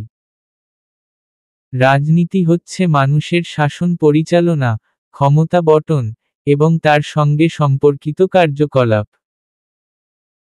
রাষ্ট্রবিজ্ঞান হল সেই বিজ্ঞান, যা এসব রাজনীতি বিশ্লেষণ করে, এর কাঠামো, প্রক্রিয়া এবং তার পরিণতি নিয়ে গবেষণা করে। রাজনীতির সংজ্ঞা, পলিটিক্স। রাজনীতি হচ্ছে জনগণের মধ্যে ক্ষমতার বণ্টন, পরিচালনা, এবং সরকারের মাধ্যমে সিদ্ধান্ত গ্রহণের প্রক্রিয়া। রাষ্ট্রবিজ্ঞানের সংজ্ঞা, পলিটিক্যাল সায়েন্স। রাষ্ট্রবিজ্ঞান একটি সমাজবিজ্ঞান যা রাষ্ট্র, সরকার, রাজনীতি, এবং শাসন ব্যবস্থার কাঠামো, উৎপত্তি, এবং কার্যপ্রণালী অধ্যয়ন করে। মূল শব্দের উৎপত্তি। পলিটিক্স, গ্রিক পলিটিকা, যার অর্থ রাষ্ট্র সম্পর্কিত বিষয়। পলিটিক্যাল সায়েন্স, ল্যাটিন সিয়েন্টিয়া, যার অর্থ জ্ঞান। রাজনীতি নিয়ে যে বিজ্ঞানসম্মত বিশ্লেষণ ও অনুসন্ধান, সেটি রাষ্ট্রবিজ্ঞান। রাজনীতি ও রাষ্ট্রবিজ্ঞানের সম্পর্ক। 1. অন্তর্গত সম্পর্ক, রাজনীতি এবং রাষ্ট্রবিজ্ঞান একে অপরের পরিপূরক। রাজনীতি বাস্তবতায় কাজ করে, রাষ্ট্রবিজ্ঞান তার তাত্ত্বিক বিশ্লেষণ করে। 2. উদ্দেশ্য, রাজনীতির উদ্দেশ্য ক্ষমতার সুষ্ঠু বণ্টন, রাষ্ট্রবিজ্ঞানের উদ্দেশ্য তার পদ্ধতিগত বিশ্লেষণ। 3. অনুশীলন, রাজনীতি একটি অনুশীলন, যা জনগণ ও সরকারের মধ্যে সংঘটিত হয়। রাষ্ট্রবিজ্ঞান তার পেছনের তত্ত্ব, নিয়মকানুন এবং বৈজ্ঞানিক বিশ্লেষণ প্রদান করে। 4. প্রয়োগ এবং তত্ত্ব, রাজনীতি প্রয়োগের বিষয়, রাষ্ট্রবিজ্ঞান তত্ত্বের। রাজনীতি যখন মাঠে চলে, রাষ্ট্রবিজ্ঞান তখন সেগুলোর নিয়মিত বিশ্লেষণ করে। 5. সংস্কৃতি ও বিশ্লেষণ, রাজনীতি জনগণের ক্রিয়াকলাপের মধ্যে প্রতিফলিত হয়, রাষ্ট্রবিজ্ঞান এই ক্রিয়াকলাপের সামাজিক, অর্থনৈতিক, এবং সাংস্কৃতিক বিশ্লেষণ করে। 6. দৃষ্টিকোণ, রাজনীতি সরাসরি জনগণের কার্যকলাপ, রাষ্ট্রবিজ্ঞান তাদের কার্যকলাপের গভীরে গিয়ে এক গভীর পর্যবেক্ষণ। 7. ভূমিকা, রাজনীতি রাজ্য চালনা ও সিদ্ধান্ত গ্রহণের কৌশল। রাষ্ট্রবিজ্ঞান এই সিদ্ধান্ত গ্রহণের প্রক্রিয়া ও এর প্রভাব বিশ্লেষণ করে। 8. বৈশ্বিক প্রেক্ষাপট। রাজনীতি আন্তর্জাতিক সম্পর্ক, যুদ্ধ, শান্তি এবং আঞ্চলিক বিরোধের মধ্য দিয়ে প্রবাহিত হয়। রাষ্ট্রবিজ্ঞান এসবকে বিশ্বব্যাপী রাজনৈতিক কাঠামোতে বিশ্লেষণ করে। 9. তত্ত্ব ও বাস্তবতা। রাজনীতি বাস্তবতার মুখোমুখি, রাষ্ট্রবিজ্ঞান তার তাত্ত্বিক বুনিয়াদ তৈরি করে। 10. আন্তঃসম্পর্ক। রাষ্ট্রবিজ্ঞানের গবেষণার মাধ্যমে রাজনীতি তত্ত্বের বাস্তব প্রয়োগ এবং জনগণের আচরণ সম্পর্কিত তথ্য পেতে সাহায্য করে। নেমনিক্স মিনিমোনিক, সম্পর্ক মনে রাখার উপায়। পি পাওয়ার, রাজনীতি শক্তি বটন, রাষ্ট্রবিজ্ঞান শক্তি বিশ্লেষণ। ও অবজারভেশন, রাজনীতি জনগণের কার্যকলাপ, রাষ্ট্রবিজ্ঞান পর্যবেক্ষণ। এল ল, রাজনীতিতে আইন প্রণয়ন, রাষ্ট্রবিজ্ঞানে তার তত্ত্ব। আই ইনস্টিটিউশন, রাজনীতি সাংবিধানিক প্রতিষ্ঠান, রাষ্ট্রবিজ্ঞানে তাদের বিশ্লেষণ। এস স্ট্রাকচার, রাজনীতির কাঠামো, রাষ্ট্রবিজ্ঞান তার বিশ্লেষণ।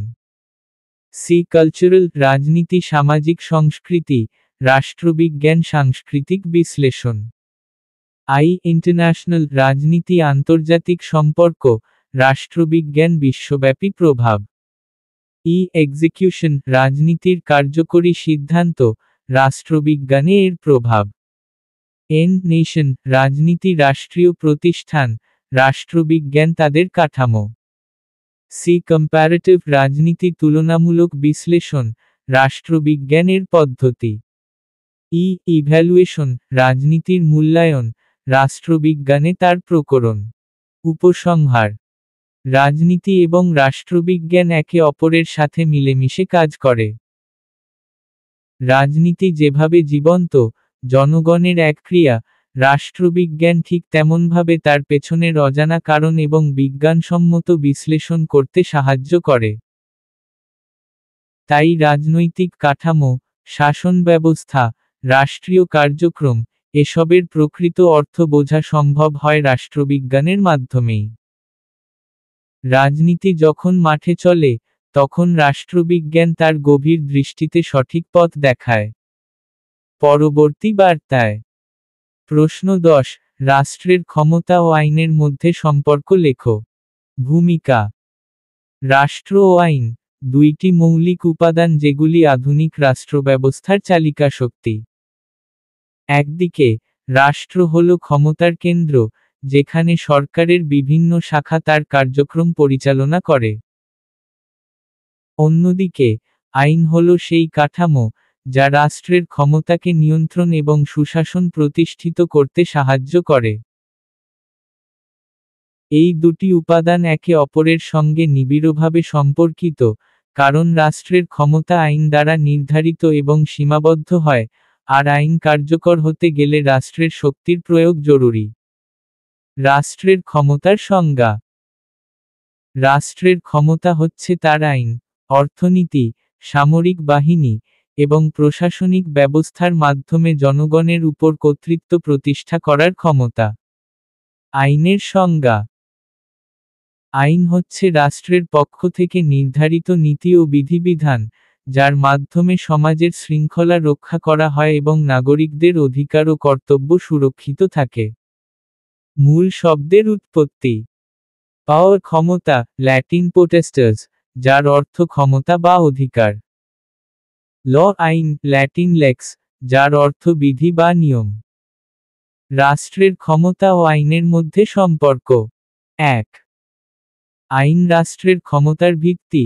রাষ্ট্রের ক্ষমতা শুধু তখনই বৈধ যখন তা আইন অনুযায়ী পরিচালিত হয়।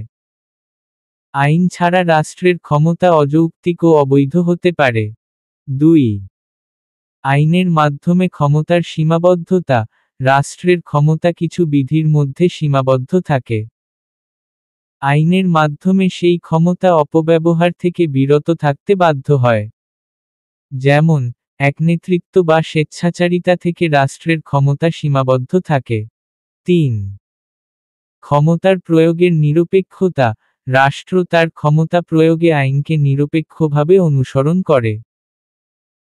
যদি রাষ্ট্র ক্ষমতা প্রয়োগে আইন অমান্য করে, তা আইনত অবৈধ এবং জনগণের কাছে অগ্রহণযোগ্য হয়ে ওঠে। 4.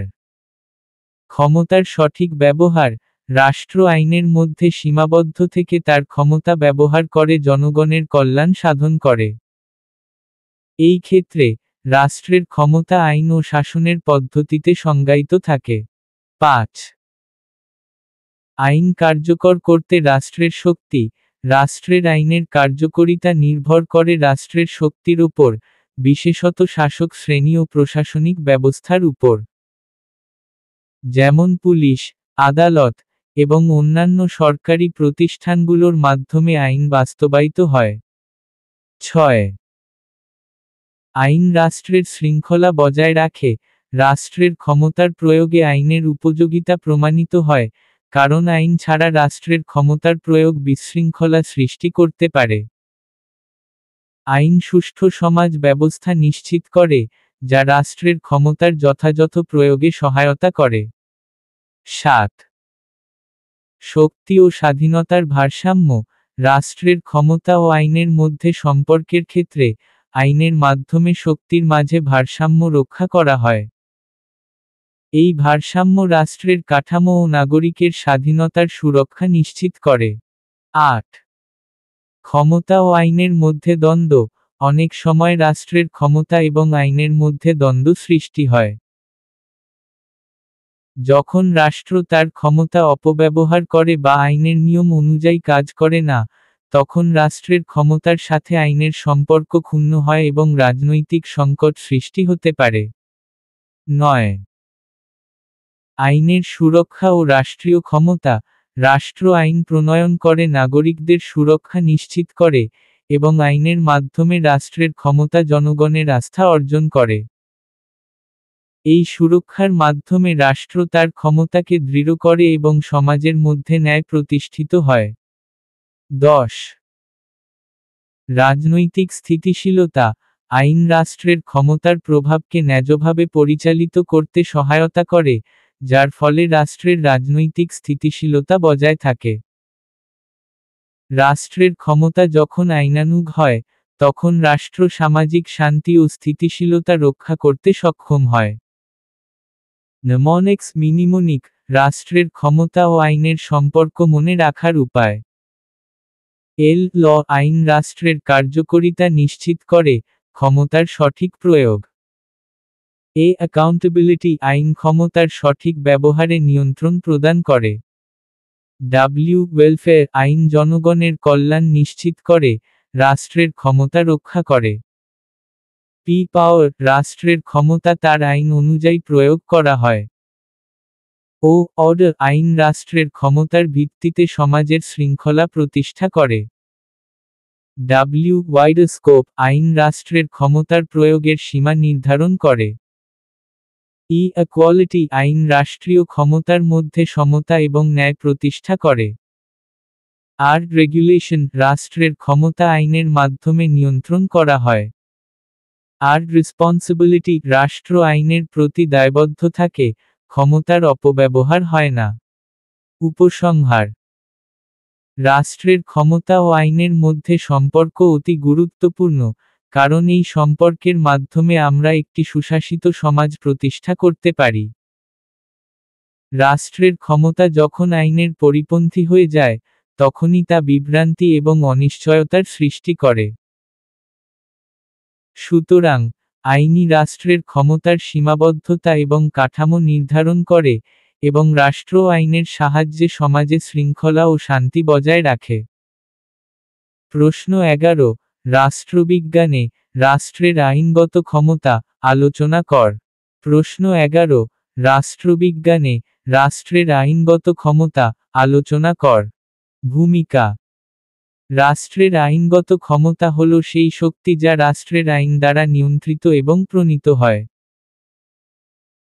এটি রাষ্ট্রের ক্ষমতার একটি বৈধতা প্রদানে সহায়তা করে, যেখানে রাষ্ট্র তার জনগণের উপর কর্তৃত্ব প্রয়োগ করে আইন, শাসন, এবং শৃঙ্খলা বজায় রাখে।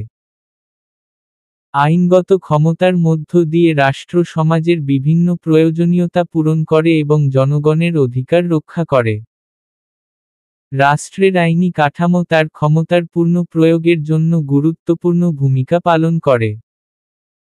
এই আইনি শক্তি ছাড়া রাষ্ট্রের ক্ষমতা অধিকারহীন হয়ে পড়তে পারে। রাষ্ট্রের আইনগত ক্ষমতার সংজ্ঞা। রাষ্ট্রের আইনগত ক্ষমতা হচ্ছে সেই ক্ষমতা যা রাষ্ট্র আইনের মাধ্যমে প্রয়োগ করে এবং এর মাধ্যমে রাষ্ট্র সমাজে শৃঙ্খলা বজায় রাখে, নাগরিকদের অধিকার রক্ষা করে এবং জনগণের সেবা নিশ্চিত করে। মূল শব্দের উৎপত্তি। লিগ্যাল পাওয়ার আইনগত ক্ষমতা। লিগ্যাল শব্দটি ল্যাটিন লেগুলাস থেকে এসেছে, যার মানে হল আইনসঙ্গত বা আইনের সঙ্গে সম্পর্কিত। স্টেট পাওয়ার রাষ্ট্রের ক্ষমতা। স্টেট শব্দটি ল্যাটিন স্টেটাস থেকে এসেছে, যার মানে হল অবস্থা বা রাষ্ট্র। রাষ্ট্রের আইনগত ক্ষমতার বৈশিষ্ট্য। ১. আইন দ্বারা নিয়ন্ত্রিত। রাষ্ট্রের আইনগত ক্ষমতা শুধুমাত্র আইন দ্বারা নিয়ন্ত্রিত হয়। রাষ্ট্রের কর্তৃত্ব আইন না মানলে তা অবৈধ হয়ে যেতে পারে। আইন অধিকারী ব্যক্তিদের কার্যক্রম নির্ধারণ করে, যেমন বিচার, শাসন, এবং প্রশাসনিক ক্ষমতা। ২. বৈধতা প্রদান। রাষ্ট্রের ক্ষমতা কেবল তখনই বৈধ যখন তা আইনের দ্বারা প্রতিষ্ঠিত হয়। আইন ব্যতীত রাষ্ট্রের কোনো ক্ষমতা গ্রহণযোগ্য নয়। রাষ্ট্রের সকল কার্যক্রম আইনি কাঠামোর মধ্যে থাকতে হয়, যেমন জনগণের অধিকার রক্ষা, ন্যায় বিচার, এবং শৃঙ্খলা বজায় রাখা। ৩. রাজনৈতিক কার্যকলাপের ভিত্তি। রাষ্ট্রের আইনগত ক্ষমতা রাজনৈতিক কার্যক্রমের ভিত্তি, কারণ রাষ্ট্রের ক্ষমতা আইনানুগ হওয়ার মাধ্যমে জনগণের আস্থা অর্জন করতে সক্ষম হয়। রাষ্ট্রের রাজনৈতিক স্থিতিশীলতা নিশ্চিত করতে এই আইনি কাঠামো অপরিহার্য। ৪. নাগরিকদের সুরক্ষা। আইন রাষ্ট্রের ক্ষমতা প্রয়োগে নাগরিকদের অধিকার এবং স্বাধীনতা রক্ষা করে। রাষ্ট্র যদি আইনের বিরুদ্ধে গিয়ে ক্ষমতা প্রয়োগ করে, তা জনগণের আস্থা হারাতে পারে। ৫. দায়বদ্ধতা ও ন্যায়বিচার। রাষ্ট্রের আইনগত ক্ষমতা জনসাধারণের ন্যায়বিচার নিশ্চিত করার জন্য প্রয়োগ করা হয়। রাষ্ট্র আইন অনুসারে জনগণের প্রতি দায়বদ্ধ, যা জনগণের অধিকার এবং সমাজের শৃঙ্খলা রক্ষা করে। ৬. শক্তির ভারসাম্য বজায় রাখা। আইন রাষ্ট্রের ক্ষমতার সঠিক প্রয়োগে ভারসাম্য রাখে। এক ব্যক্তি বা শ্রেণীর হাতে সীমাহীন ক্ষমতা না থাকার জন্য আইনের মাধ্যমে ক্ষমতার ভারসাম্য তৈরি করা হয়। এটি শোষণ, স্বেচ্ছাচারিতা এবং অরাজকতা প্রতিরোধ করে। ৭. আইনি সুরক্ষা নিশ্চিতকরণ। আইন রাষ্ট্রের ক্ষমতার মাধ্যমে নাগরিকদের সুরক্ষা এবং তাদের অধিকার নিশ্চিত করে। রাষ্ট্রের আইনি কাঠামো তার শৃঙ্খলা এবং স্থিতিশীলতা রক্ষা করতে সাহায্য করে। ৮. আইনের ঊর্ধ্বে রাষ্ট্রের ক্ষমতা অগ্রহণযোগ্য। রাষ্ট্রের আইনগত ক্ষমতা কখনো ব্যক্তিগত বা এককভাবে প্রয়োগ হতে পারে না। রাষ্ট্রের সকল কার্যক্রম আইন দ্বারা পরিচালিত হতে হয়, এবং কোনো আইনগত ব্যত্যয় ঘটলে তা সমালোচনার এবং বিচারযোগ্য হয়ে দাঁড়ায়। ৯. আইনগত ক্ষমতার সংস্করণ ও পরিবর্তন। রাষ্ট্রের আইনি কাঠামো সময়ের সঙ্গে পরিবর্তিত হতে পারে। পরিবর্তিত সামাজিক ও রাজনৈতিক চাহিদার প্রেক্ষিতে আইনের পরিবর্তন হতে পারে, যা রাষ্ট্রের ক্ষমতাকে নতুনভাবে নির্ধারণ করে। ১০. নির্বাহী, আইনসভার এবং বিচার বিভাগের সমন্বয়। রাষ্ট্রের আইনি ক্ষমতা নির্বাহী, আইনসভা এবং বিচার বিভাগের মধ্যে ভাগ করা হয়। প্রত্যেকটি শাখা নিজেদের সীমার মধ্যে থেকে কাজ করে এবং আইনগত কাঠামোর মধ্যে থেকে রাষ্ট্রের ক্ষমতা প্রয়োগে সহায়তা করে। মনেক্স মিনিমোনিক লজ পাওয়ার। এল লিগ্যাল আইনিক, রাষ্ট্রের ক্ষমতা আইনের মাধ্যমে বৈধ হয়। এ অ্যাকাউন্টেবিলিটি, রাষ্ট্র আইনের প্রতি দায়বদ্ধ। ওয়েলফেয়ার, জনগণের কল্যাণ এবং অধিকার সুরক্ষা। এস সিকিউরিটি রাষ্ট্রের আইনি কাঠামো নাগরিকদের সুরক্ষা নিশ্চিত করে। পি পাওয়ার রাষ্ট্রের ক্ষমতা আইন দ্বারা নিয়ন্ত্রিত। ও অর্ডার আইন রাষ্ট্রের ক্ষমতার মাধ্যমে শৃঙ্খলা বজায় রাখে। ডাব্লিউ ওয়াইড স্কোপ রাষ্ট্রের ক্ষমতা আইনের মাধ্যমে সীমাবদ্ধ করা হয়। ই ইকুয়ালিটি আইন রাষ্ট্রীয় ক্ষমতার মধ্যে সমতা প্রতিষ্ঠা করে। আর রেগুলেশন রাষ্ট্রের ক্ষমতা আইনের দ্বারা নিয়ন্ত্রিত। আর রেসপন্সিবিলিটি রাষ্ট্র আইনের প্রতি দায়বদ্ধ, ক্ষমতার অপব্যবহার বন্ধ করা। উপসংহার রাষ্ট্রের আইনগত ক্ষমতা এমন একটি কাঠামো যা রাষ্ট্রকে তার ক্ষমতা প্রয়োগে বৈধতা দেয়। আইন ছাড়া রাষ্ট্রের ক্ষমতা শৃঙ্খলাহীন এবং অবৈধ হয়ে পড়তে পারে। সুতরাং, রাষ্ট্রের আইনি কাঠামো সমাজে ন্যায় ও শৃঙ্খলা প্রতিষ্ঠা করতে অপরিহার্য। রাষ্ট্রের ক্ষমতা আইনকেই নির্ধারণ করে এবং রাষ্ট্র তার আইনি দায়িত্ব পালন করেই জনগণের আস্থা অর্জন করতে পারে। প্রশ্ন 12 রাষ্ট্রের কাঠামো এবং কার্যকারিতা নিয়ে আলোচনা কর। প্রশ্ন 12 রাষ্ট্রের কাঠামো এবং কার্যকারিতা নিয়ে আলোচনা কর। ভূমিকা রাষ্ট্রের কাঠামো হল সেই স্থিতিশীল গঠন বা সংস্থা, যার মাধ্যমে রাষ্ট্রের শাসন, পরিচালনা, এবং নিয়ন্ত্রণের কাজ সম্পন্ন হয়। রাষ্ট্রের কাঠামো তার কার্যকারিতা এবং ক্ষমতার অঙ্গীকার পূরণে সহায়ক ভূমিকা পালন করে। রাষ্ট্রের কাঠামো এমন একটি কাঠামো হতে হবে যা জনগণের জন্য কার্যকর, ন্যায়সঙ্গত, এবং প্রগতিশীল। রাষ্ট্রের কাঠামো রাষ্ট্রীয় ক্ষমতার সুষ্ঠু প্রয়োগ এবং উন্নয়নশীল সমাজ গঠনে অপরিহার্য।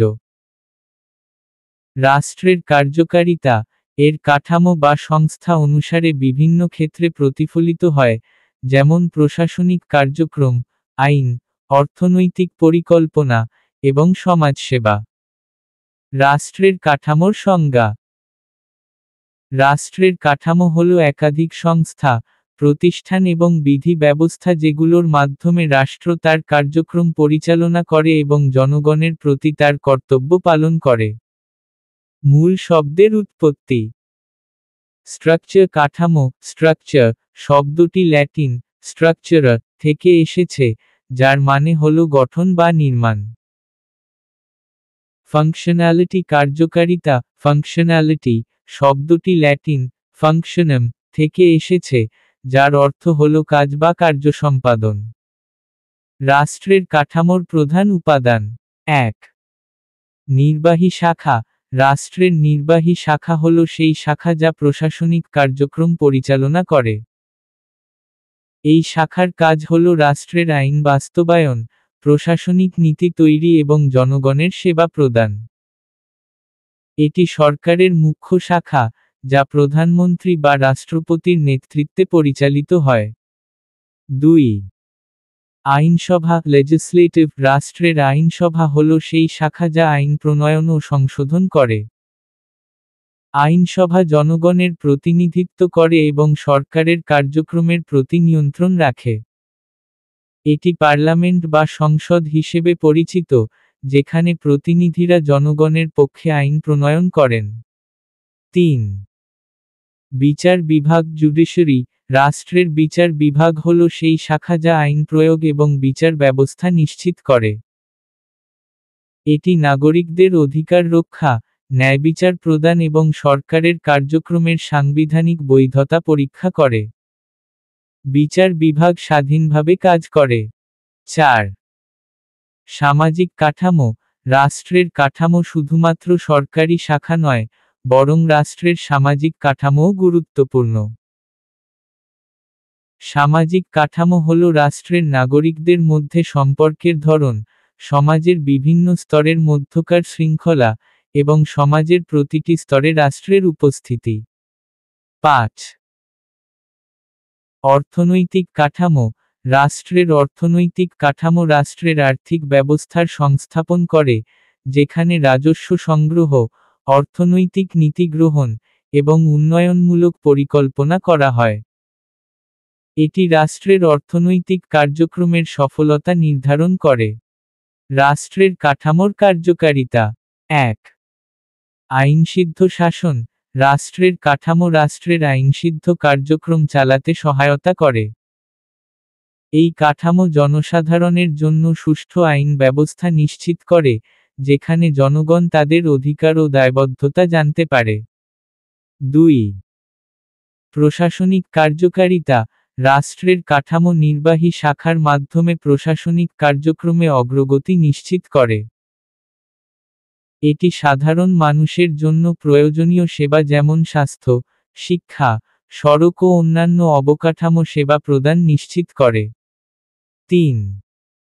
নাগরিকদের সুরক্ষা, রাষ্ট্রের কাঠামো নাগরিকদের সুরক্ষা ও সুরক্ষিত জীবনযাত্রার জন্য নিরাপত্তা প্রদান করে।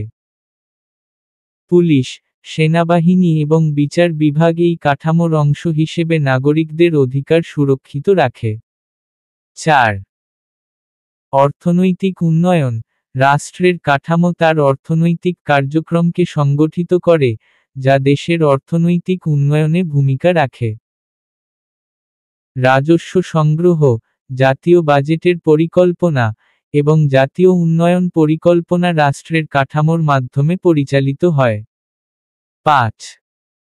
রাজনৈতিক স্থিতিশীলতা, রাষ্ট্রের কাঠামো দেশের রাজনৈতিক স্থিতিশীলতা বজায় রাখতে সাহায্য করে। শক্তিশালী আইনসভা এবং বিচার বিভাগের মাধ্যমে সরকারের সিদ্ধান্তকে জনগণের প্রতি দায়িত্বশীল ও ন্যায়সঙ্গতভাবে পরিচালনা করা হয়। 6. বৈদেশিক সম্পর্ক, রাষ্ট্রের কাঠামো বৈদেশিক সম্পর্ক ও কূটনৈতিক কার্যক্রমে অবদান রাখে। রাষ্ট্রীয় কাঠামো বিদেশি রাষ্ট্রের সাথে সম্পর্ক স্থাপন, চুক্তি স্বাক্ষর, এবং দ্বিপাক্ষিক বা বহুপাক্ষিক সম্পর্কের উন্নতি নিশ্চিত করে। 7. সংকট মোকাবেলা, রাষ্ট্রের কাঠামো রাষ্ট্রীয় সংকটগুলোর মোকাবিলা করার জন্য প্রস্তুত থাকে। রাষ্ট্রের বিভিন্ন শাখা সংকটকালীন সময়ে কার্যকর ভূমিকা পালন করে, যেমন দুর্যোগ মোকাবিলা, মানবিক সহায়তা প্রদান, এবং সুশাসন নিশ্চিত করা। 8. জনগণের আস্থা অর্জন, রাষ্ট্রের কাঠামো জনগণের আস্থা অর্জনের একটি গুরুত্বপূর্ণ উপাদান। এটি একটি স্বচ্ছ, ন্যায়সঙ্গত, এবং নিরপেক্ষ কাঠামো প্রদান করে, যার মাধ্যমে জনগণ নিশ্চিত হয় যে রাষ্ট্র তাদের স্বার্থ রক্ষা করবে। 9. স্বায়ত্তশাসন, রাষ্ট্রের কাঠামো বিভিন্ন স্তরের স্বায়ত্তশাসন প্রতিষ্ঠা করে, যেমন কেন্দ্রীয় এবং স্থানীয় শাসন ব্যবস্থার মধ্যে সমন্বয় স্থাপন। এটি জনগণের কাছে পরিষেবা পৌঁছানোর সক্ষমতা বৃদ্ধি করে। 10. অ্যাকাউন্টেবিলিটি এবং দায়িত্বশীলতা, রাষ্ট্রের কাঠামো রাষ্ট্রীয় শাখাগুলোর মধ্যে অ্যাকাউন্টেবিলিটি এবং দায়িত্বশীলতার গুরুত্বকে নিশ্চিত করে। এটি শাসকদের জনগণের প্রতি তাদের দায়িত্ব জানিয়ে দেয় এবং কার্যকর শাসনকে শক্তিশালী করে। মনেক্স মিনিমোনিক এস ফাংক্ট। এস স্ট্রাকচার, রাষ্ট্রের কাঠামো দেশের শাসন কাঠামো নির্ধারণ করে। এফ ফাংশনালিটি, রাষ্ট্রের কার্যকারিতা রাষ্ট্রের কাঠামোর মাধ্যমে নিশ্চিত হয়। ইউনিটি, রাষ্ট্রের কাঠামো দেশের মধ্যে একতা এবং সমন্বয় সৃষ্টি করে। নার্চার, রাষ্ট্রের কাঠামো রাষ্ট্রের উন্নয়ন এবং কল্যাণ সাধন করে। কনস্টিটিউশন, রাষ্ট্রের কাঠামো সাংবিধানিক ভিত্তি স্থাপন করে। ট্রান্সপারেন্সি, রাষ্ট্রের কাঠামো জনগণের জন্য স্বচ্ছতার নিশ্চয়তা প্রদান করে। উপসংহার: রাষ্ট্রের কাঠামো একটি গুরুত্বপূর্ণ ব্যবস্থা যা রাষ্ট্রের কার্যকারিতা নির্ধারণ করে এবং জনগণের আস্থা ও সমর্থন নিশ্চিত করে। রাষ্ট্রের কাঠামো এবং তার কার্যকারিতা একে অপরের পরিপূরক। শক্তিশালী রাষ্ট্র কাঠামো জাতীয় উন্নয়ন, সামাজিক ন্যায়, এবং রাজনৈতিক স্থিতিশীলতা নিশ্চিত করার মাধ্যমে রাষ্ট্রের কার্যকারিতা পূর্ণ করে। রাষ্ট্রের কাঠামো এবং কার্যকারিতা মিলিয়ে রাষ্ট্র সমাজের কল্যাণে কাজ করে। প্রশ্ন 13, রাজনৈতিক সংস্কৃতি কি? অ্যালমন্ড পাওয়েল এর রাজনৈতিক সংস্কৃতির শ্রেণীবিভাগ নেই। ভূমিকা: রাজনৈতিক সংস্কৃতি হল একটি সমাজের মধ্যে বিদ্যমান রাজনৈতিক চেতনা, মূল্যবোধ, ধারণা, আস্থা এবং আচার অনুষ্ঠান। এটি কোনো দেশের রাজনৈতিক ব্যবস্থা, রাজনৈতিক প্রতিষ্ঠান এবং রাজনৈতিক আচরণকে নির্দেশ করে। রাজনৈতিক সংস্কৃতি দেশের জনগণের মধ্যে রাজনৈতিক সচেতনতা, অংশগ্রহণ এবং রাজনৈতিক নৈতিকতা গঠন করে। এটি রাষ্ট্রের কর্মকাণ্ডের সাথে জনগণের সম্পর্ক স্থাপন এবং রাজনৈতিক সিদ্ধান্তগুলোর প্রতি জনগণের প্রতিক্রিয়া প্রভাবিত করে। রাজনৈতিক সংস্কৃতি একটি সমাজের রাজনৈতিক পরিস্থিতি, ইতিহাস, সমাজের বিশেষত্ব এবং অভ্যন্তরীণ সংস্কৃতি থেকে উদ্ভূত হয়। রাজনৈতিক সংস্কৃতির সংজ্ঞা। রাজনৈতিক সংস্কৃতি এমন একটি জাতিগত বা সামাজিক কাঠামো, যা জনগণের মধ্যে রাজনৈতিক সম্পর্ক, বিশ্বাস, অভ্যস্ততা এবং মূল্যবোধ তৈরি করে। এটি জনগণের রাজনৈতিক আচরণ এবং তাদের রাজনৈতিক ধারণাগুলোর উপর প্রভাব ফেলে। মূল শব্দের উৎপত্তি। কালচার, সংস্কৃতি। সংস্কৃতি শব্দটি ল্যাটিন ভাষার কাল্টাস থেকে এসেছে, যার মানে হল পালন, চাষ বা উন্নয়ন। সমাজে ব্যক্তিগত ও সামাজিক আচরণ, বিশ্বাস এবং সাংস্কৃতিক গঠনকে চিহ্নিত করতে এই শব্দ ব্যবহার করা হয়। পলিটিক্স, রাজনীতি।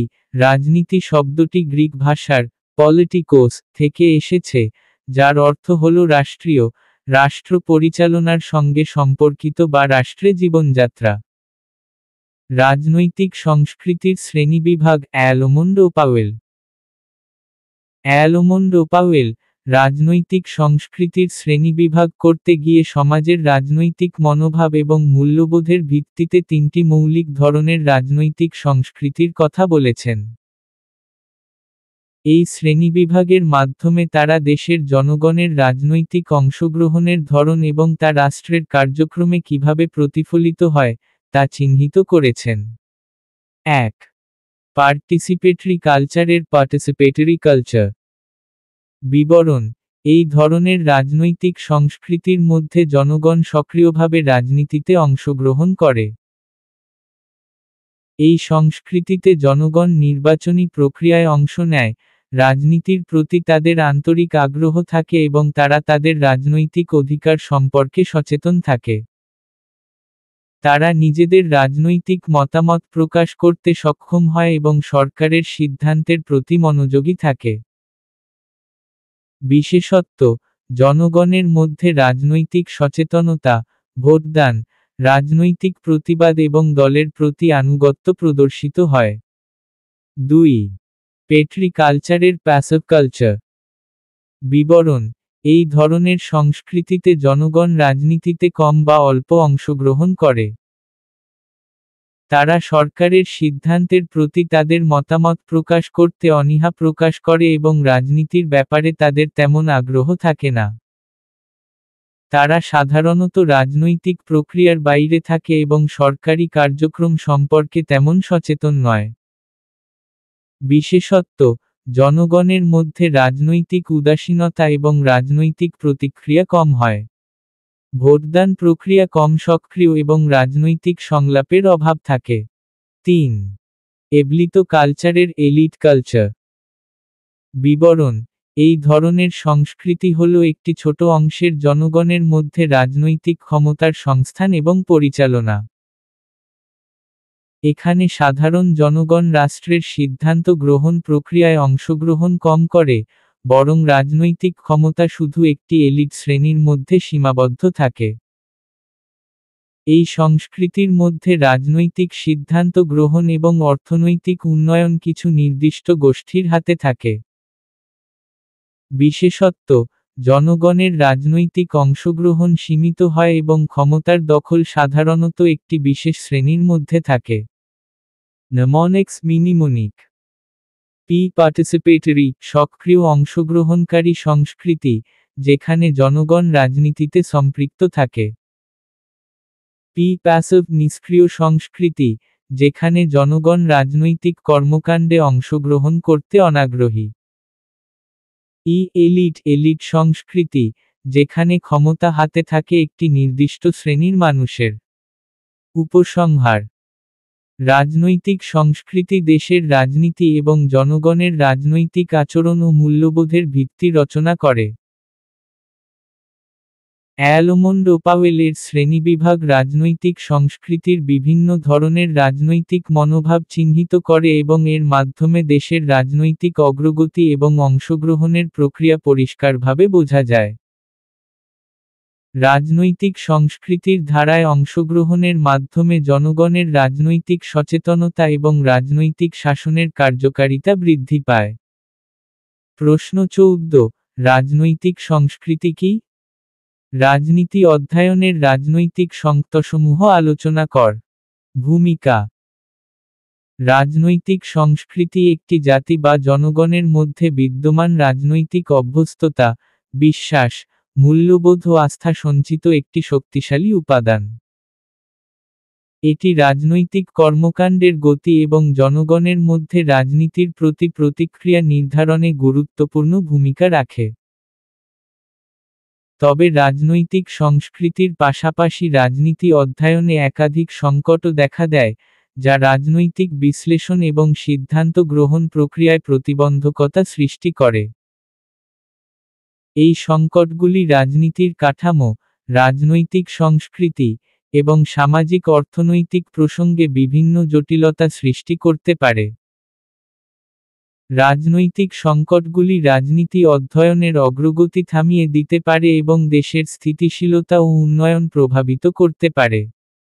রাজনৈতিক সংস্কৃতির সংজ্ঞা: রাজনৈতিক সংস্কৃতি এমন এক অভ্যস্ততা, আস্থা ও মূল্যবোধের সমাহার যা একটি সমাজের মধ্যে রাজনৈতিক জীবনকে শাসন করে।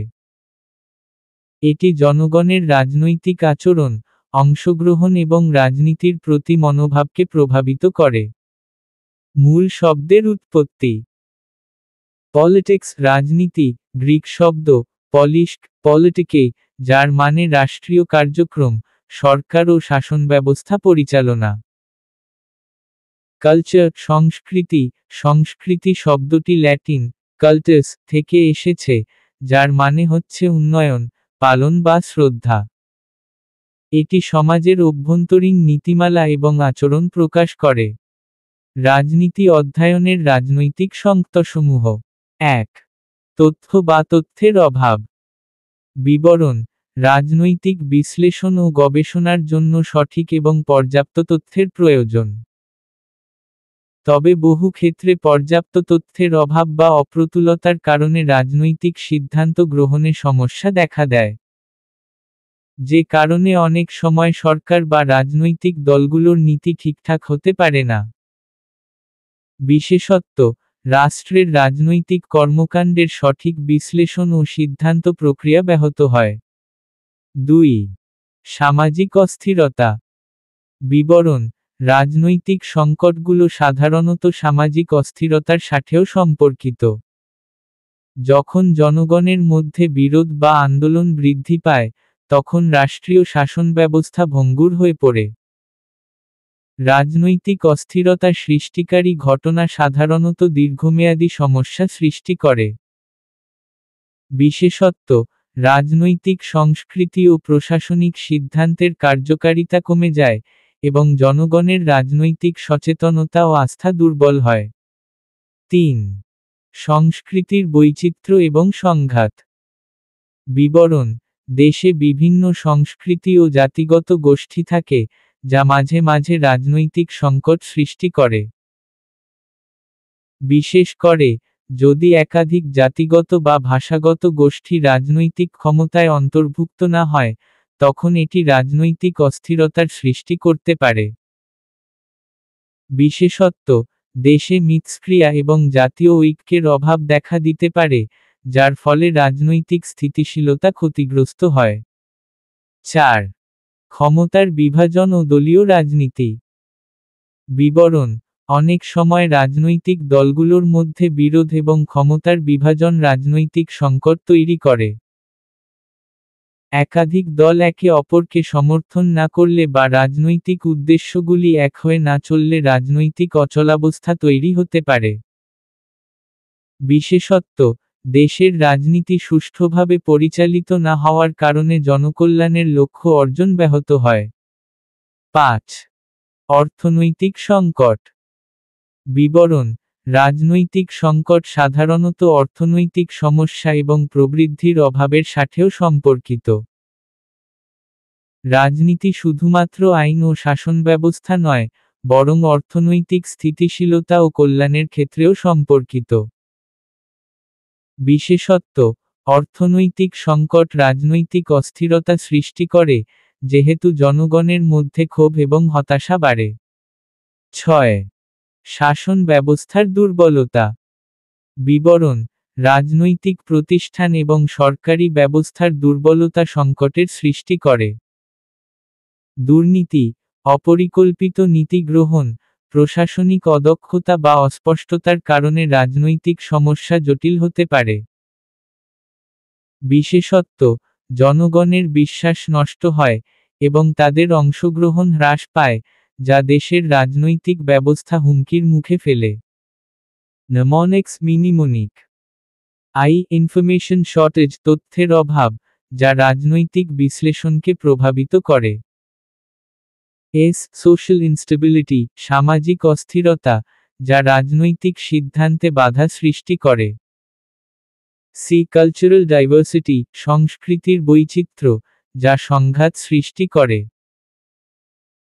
ডিভিশন অফ পাওয়ার, ক্ষমতার বিভাজন, যা রাজনৈতিক সংঘাতের সৃষ্টি করতে পারে। ইকোনমিক ক্রাইসিস, অর্থনৈতিক সংকট, যা রাজনৈতিক স্থিতিশীলতাকে প্রভাবিত করে। স্টেট উইকনেস, শাসন ব্যবস্থার দুর্বলতা, যা রাজনৈতিক অস্থিরতা তৈরি করে। উপসংহার: রাজনৈতিক সংস্কৃতির অগ্রগতির জন্য সঠিক এবং কার্যকরী রাজনীতি অধ্যয়ন অপরিহার্য।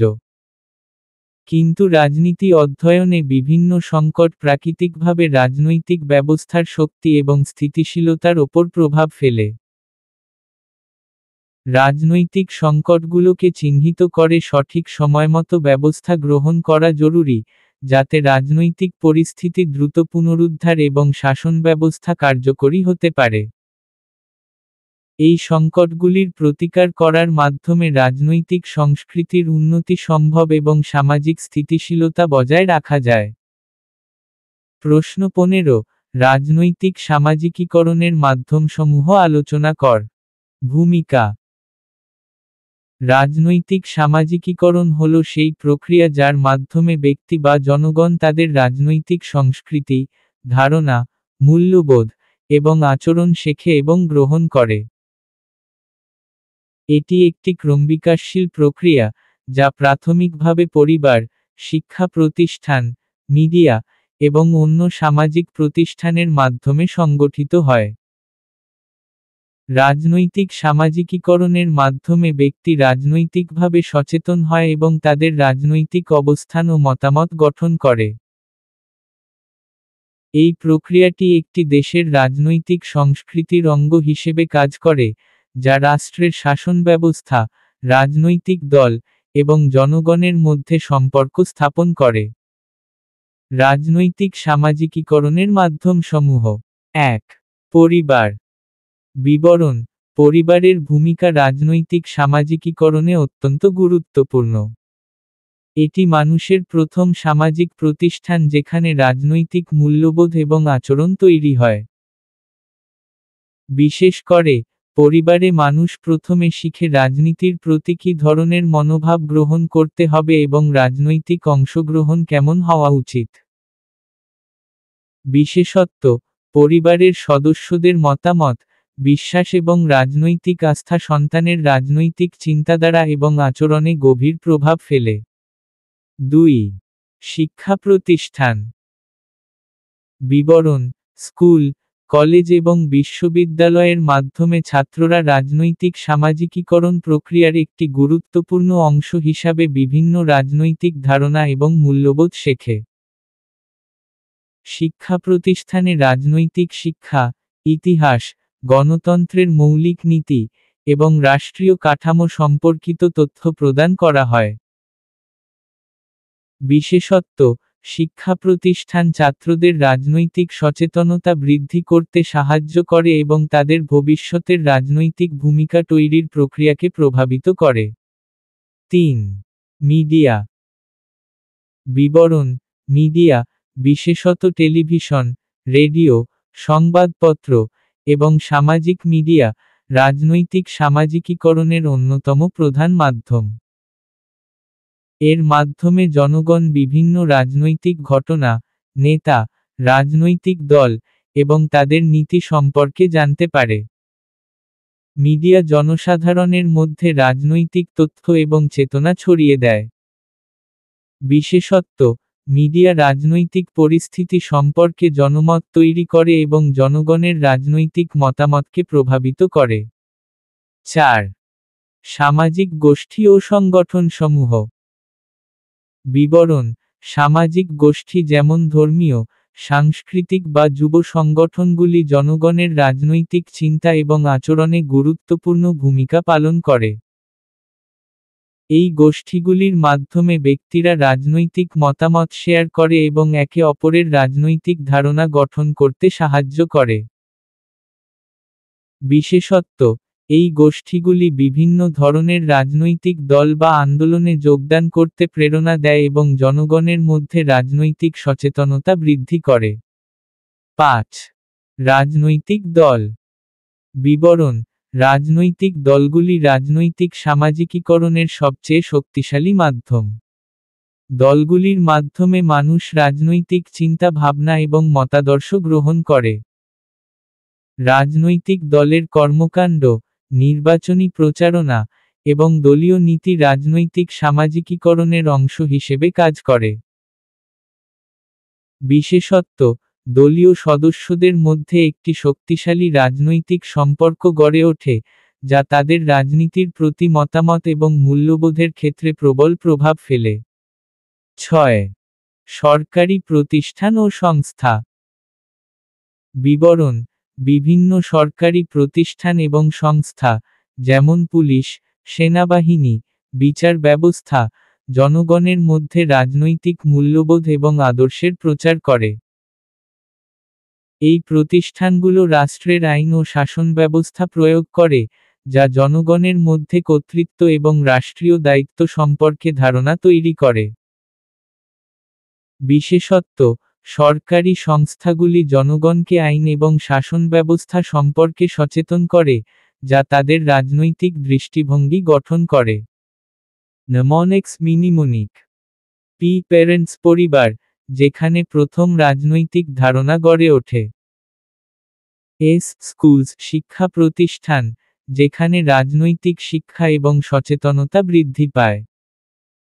এম মিডিয়া মিডিয়া, যা রাজনৈতিক চিন্তা ও ধারণাকে প্রচার করে। এস সোশ্যাল গ্রুপস সামাজিক গোষ্ঠী, যা রাজনৈতিক চিন্তা এবং আস্থাকে প্রভাবিত করে। জি গভর্নমেন্ট সরকারি প্রতিষ্ঠান, যা আইন এবং শাসন ব্যবস্থার মাধ্যমে রাজনৈতিক মূল্যবোধ প্রচার করে। উপসংহার: রাজনৈতিক সামাজিকীকরণ হল একটি দীর্ঘস্থায়ী প্রক্রিয়া, যা ব্যক্তির রাজনৈতিক ধারণা, বিশ্বাস, মূল্যবোধ এবং আচরণ গঠনে সহায়ক হয়।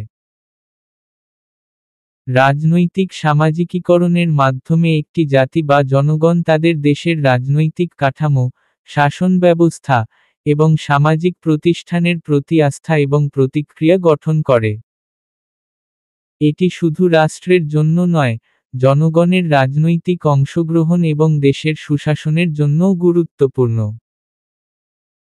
সঠিক রাজনৈতিক সামাজিকীকরণ নিশ্চিত করতে বিভিন্ন মাধ্যমের সমন্বয় অত্যন্ত গুরুত্বপূর্ণ, যা রাষ্ট্রের স্থিতিশীলতা এবং উন্নয়নের দিকে সহায়তা করে। প্রশ্ন 16, রাজনৈতিক সামাজিকীকরণের সাথে রাজনৈতিক সংস্কৃতির সম্পর্ক আলোচনা কর। ভূমিকা। রাজনৈতিক সামাজিকীকরণ এবং রাজনৈতিক সংস্কৃতি দুটি বিষয় একে অপরের সাথে গভীরভাবে সম্পর্কিত। রাজনৈতিক সামাজিকীকরণ হল সেই প্রক্রিয়া, যার মাধ্যমে একটি ব্যক্তি বা জনগণ তাদের রাজনৈতিক বিশ্বাস, মূল্যবোধ, এবং আচরণ শিখে এবং গ্রহণ করে। অন্যদিকে, রাজনৈতিক সংস্কৃতি হল একটি দেশের জনগণের রাজনৈতিক মনোভাব, চেতনা, আস্থাবোধ এবং তাদের রাষ্ট্রীয় প্রতিষ্ঠানগুলির প্রতি ধারণা। রাজনৈতিক সামাজিকীকরণ এবং রাজনৈতিক সংস্কৃতি একে অপরের পরিপূরক, কারণ সামাজিকীকরণের মাধ্যমে জনগণ তাদের রাজনৈতিক সংস্কৃতি এবং মূল্যবোধ গ্রহণ করে, আর রাজনৈতিক সংস্কৃতি সামাজিকীকরণের ধারাকে প্রভাবিত করে। এই সম্পর্কের মধ্যে দুটি ধারণার কার্যকারিতা ও প্রভাব পরস্পর নির্ভরশীল।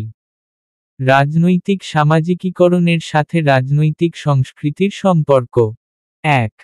রাজনৈতিক সংস্কৃতির আদান প্রদান। রাজনৈতিক সামাজিকীকরণের মাধ্যমে ব্যক্তি বা জনগণ তাদের রাজনৈতিক সংস্কৃতি গ্রহণ করে এবং তাদের আচরণ, ধারণা ও বিশ্বাস গঠন করে।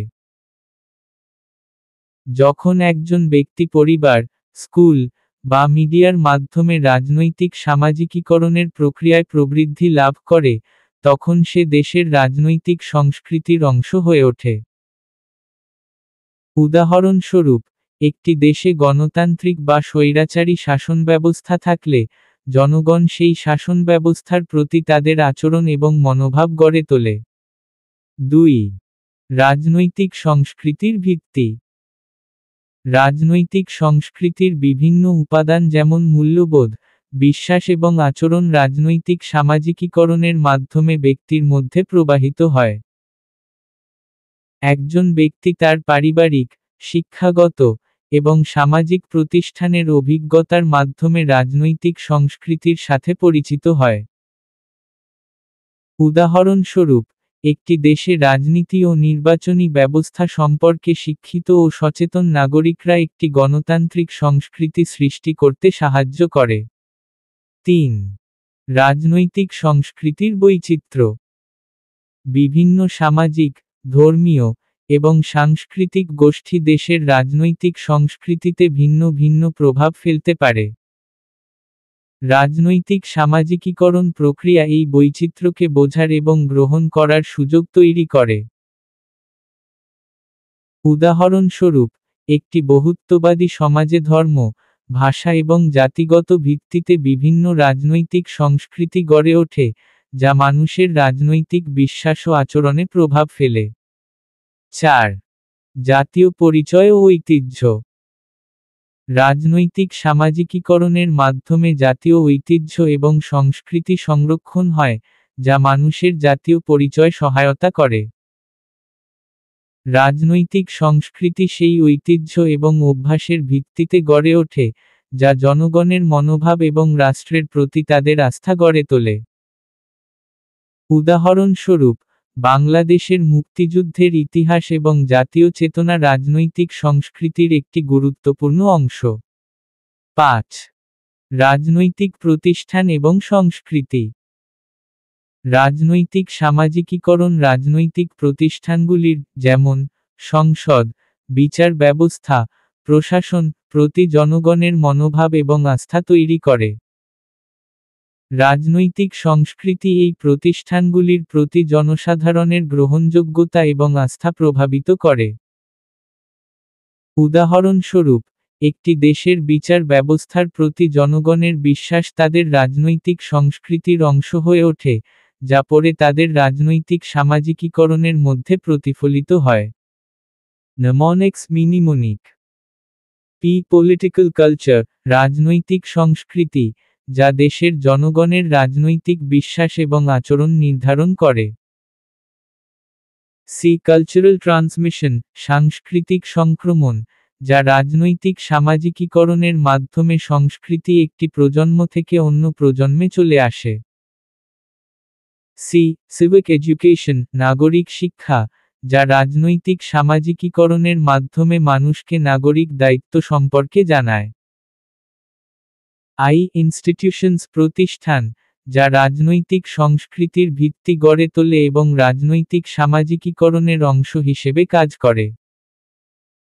আই আইডেন্টিটি, পরিচয়, যা রাজনৈতিক সংস্কৃতির অংশ হয়ে ব্যক্তি বা জনগণের রাজনৈতিক চিন্তা এবং বিশ্বাস গঠনে সহায়তা করে।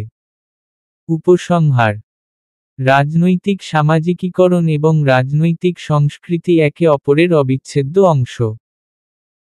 রাজনৈতিক সামাজিকীকরণ মানুষের রাজনৈতিক আস্থাবোধ, মূল্যবোধ এবং আচরণ গঠনে সাহায্য করে, যা পরে রাজনৈতিক সংস্কৃতির অংশ হয়ে ওঠে।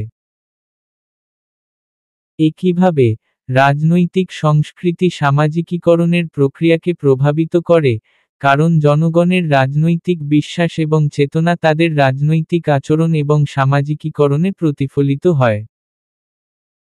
তাই, রাজনৈতিক সামাজিকীকরণ এবং রাজনৈতিক সংস্কৃতি একে অপরকে সমৃদ্ধ করে এবং রাষ্ট্রের সুশাসন এবং স্থিতিশীলতার জন্য অপরিহার্য।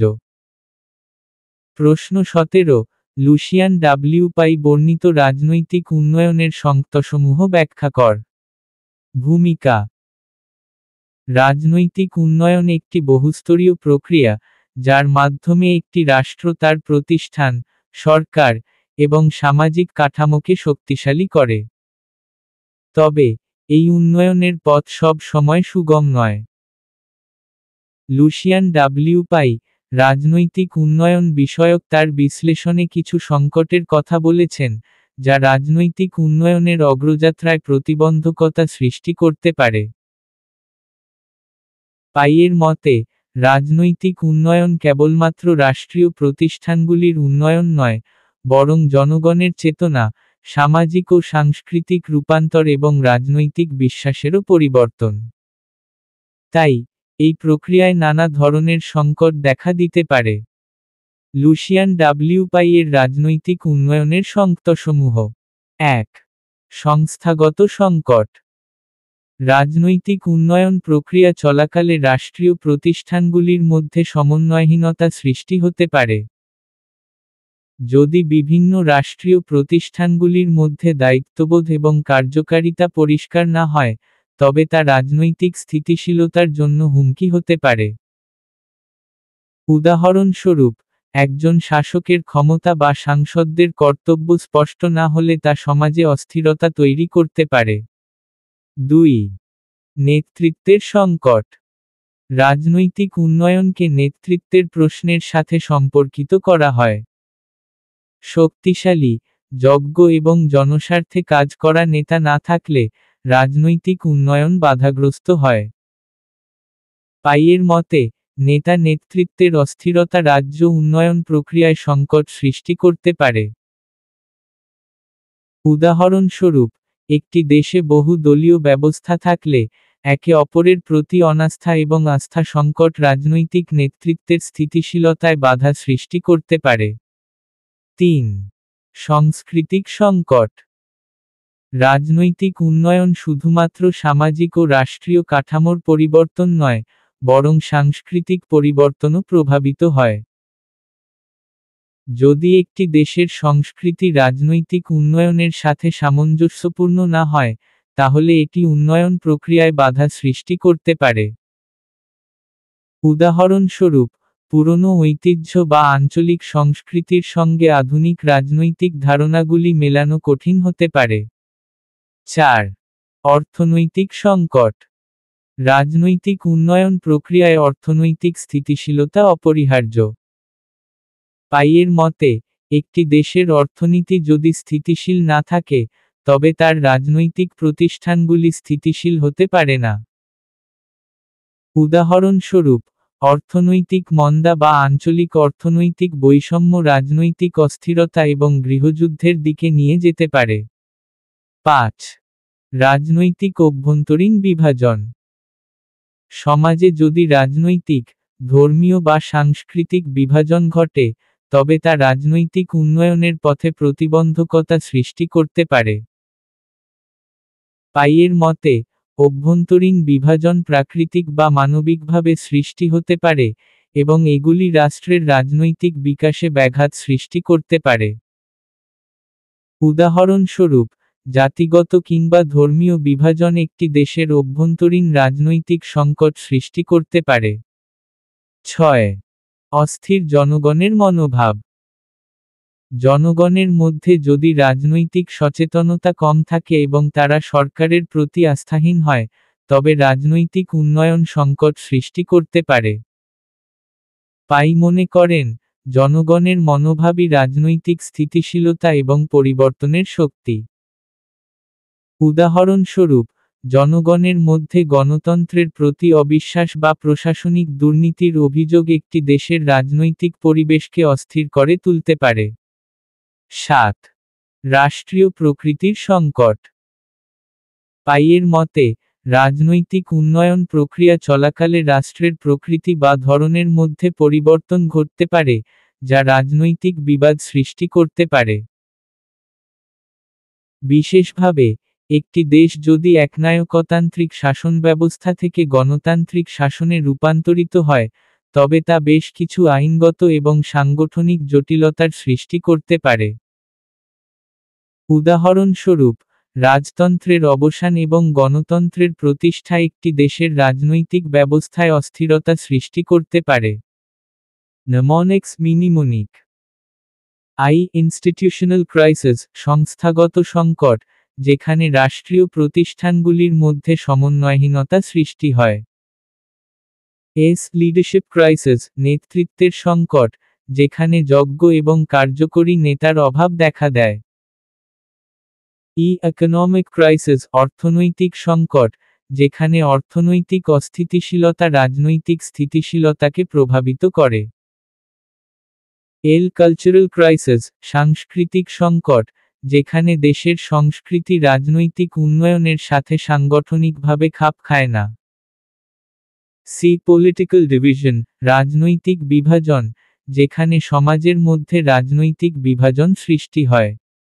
উপসংহার: লুশিয়ান পাইয়ের রাজনৈতিক উন্নয়ন তত্ত্বে যে সংকটগুলো বর্ণিত হয়েছে, সেগুলি রাষ্ট্রীয়, সাংস্কৃতিক, সামাজিক এবং অর্থনৈতিক বিভিন্ন স্তরে প্রভাব ফেলে।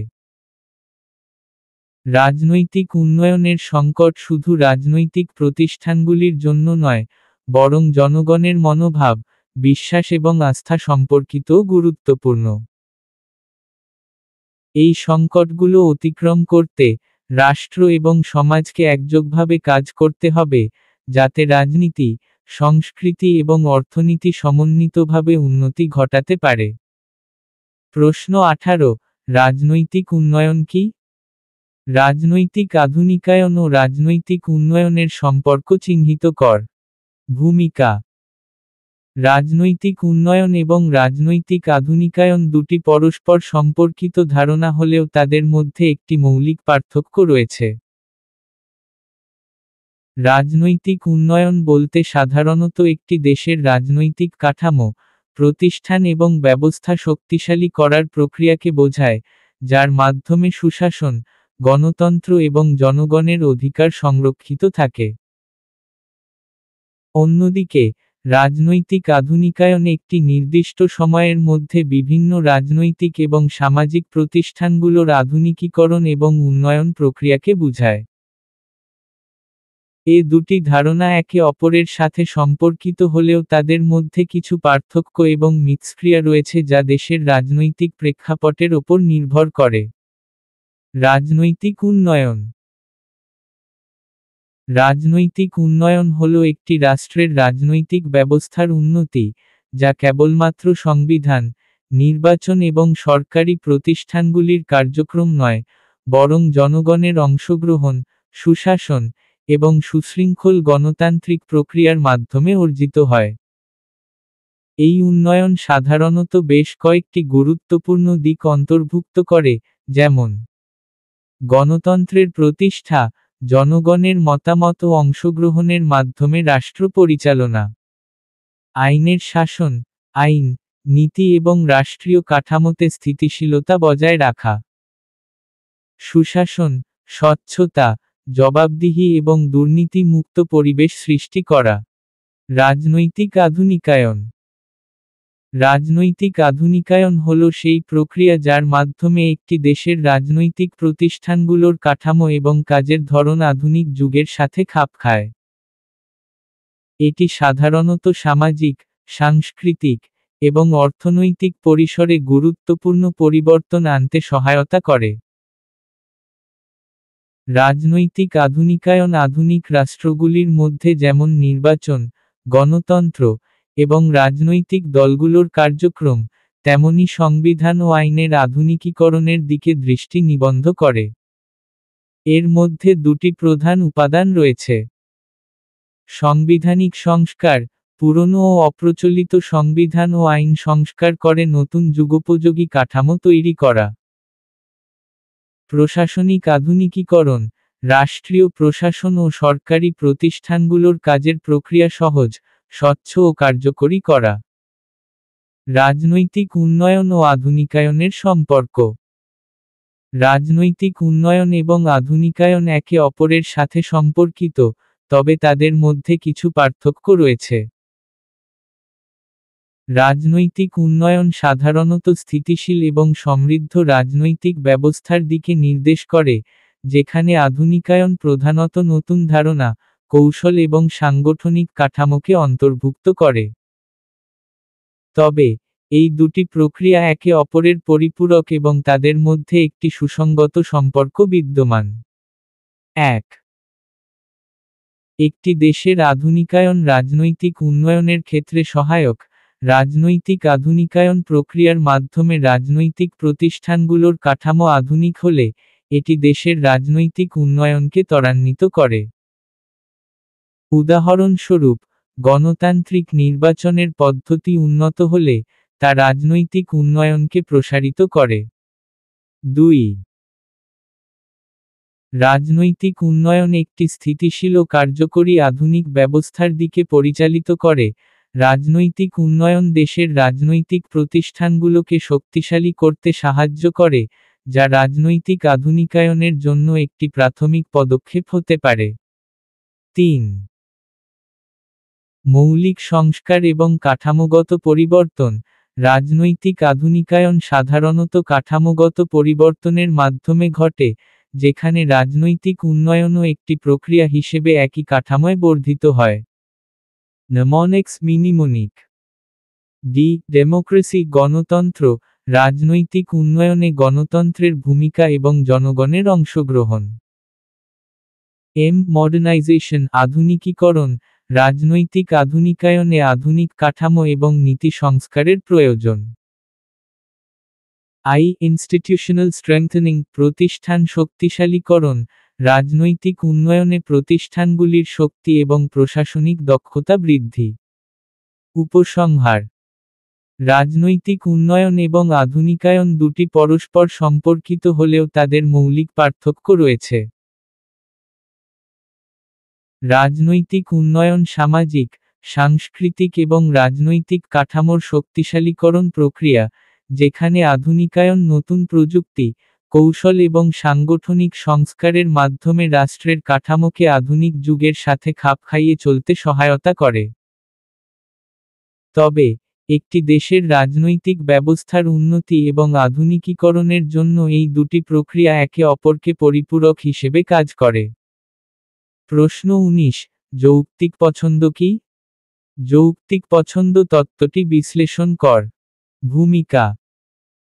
যৌক্তিক পছন্দ তত্ত্ব, রেশনাল চয়েস থিওরি, একটি গুরুত্বপূর্ণ ধারণা যা রাজনীতি, সমাজবিদ্যা, অর্থনীতি, এবং মনোবিজ্ঞানে ব্যবহৃত হয়। এটি মূলত একটি সিদ্ধান্ত গ্রহণ প্রক্রিয়া হিসেবে কাজ করে, যেখানে ব্যক্তি তার স্বার্থ এবং লক্ষ্য অনুসারে সর্বোত্তম বা সর্বাধিক লাভজনক সিদ্ধান্ত গ্রহণের চেষ্টা করে।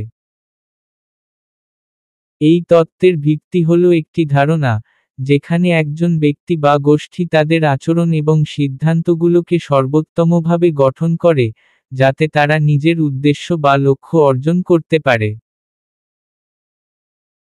রাজনৈতিক সিদ্ধান্ত গ্রহণের ক্ষেত্রে এটি অত্যন্ত গুরুত্বপূর্ণ, কারণ এর মাধ্যমে আমরা বুঝতে পারি কেন রাজনৈতিক নেতারা বা নাগরিকরা বিশেষ ধরনের সিদ্ধান্ত নেন বা নির্দিষ্ট লক্ষ্য অর্জনের জন্য কিভাবে তাদের প্রচেষ্টা কেন্দ্রিত হয়। যৌক্তিক পছন্দ তত্ত্বের মৌলিক ধারণা। যৌক্তিক পছন্দ তত্ত্বের মূল ধারণা হল যে, একজন ব্যক্তি তার সিদ্ধান্ত গ্রহণের সময় একটি নির্দিষ্ট লক্ষ্য সামনে রেখে কাজ করে এবং সেসব সিদ্ধান্ত গ্রহণে সর্বোচ্চ লাভের আশা করে। এর মধ্যে কিছু গুরুত্বপূর্ণ দিক রয়েছে। লক্ষ্য বা উদ্দেশ্য। প্রত্যেক ব্যক্তি তার স্বার্থকে কেন্দ্র করে সিদ্ধান্ত গ্রহণ করে। রাজনৈতিক নেতা বা নাগরিকেরা নিজের উদ্দেশ্য বা লক্ষ্য অর্জন করার জন্য বেছে নেন সেই সিদ্ধান্ত যা তাদের জন্য সবচেয়ে লাভজনক হয়। তথ্য সংগ্রহ। যৌক্তিক পছন্দ তত্ত্বের একটি গুরুত্বপূর্ণ অংশ হল সিদ্ধান্ত গ্রহণের পূর্বে তথ্য সংগ্রহ করা এবং তার ভিত্তিতে সিদ্ধান্ত নেওয়া। দ্বন্দ্ব ও সমাধান।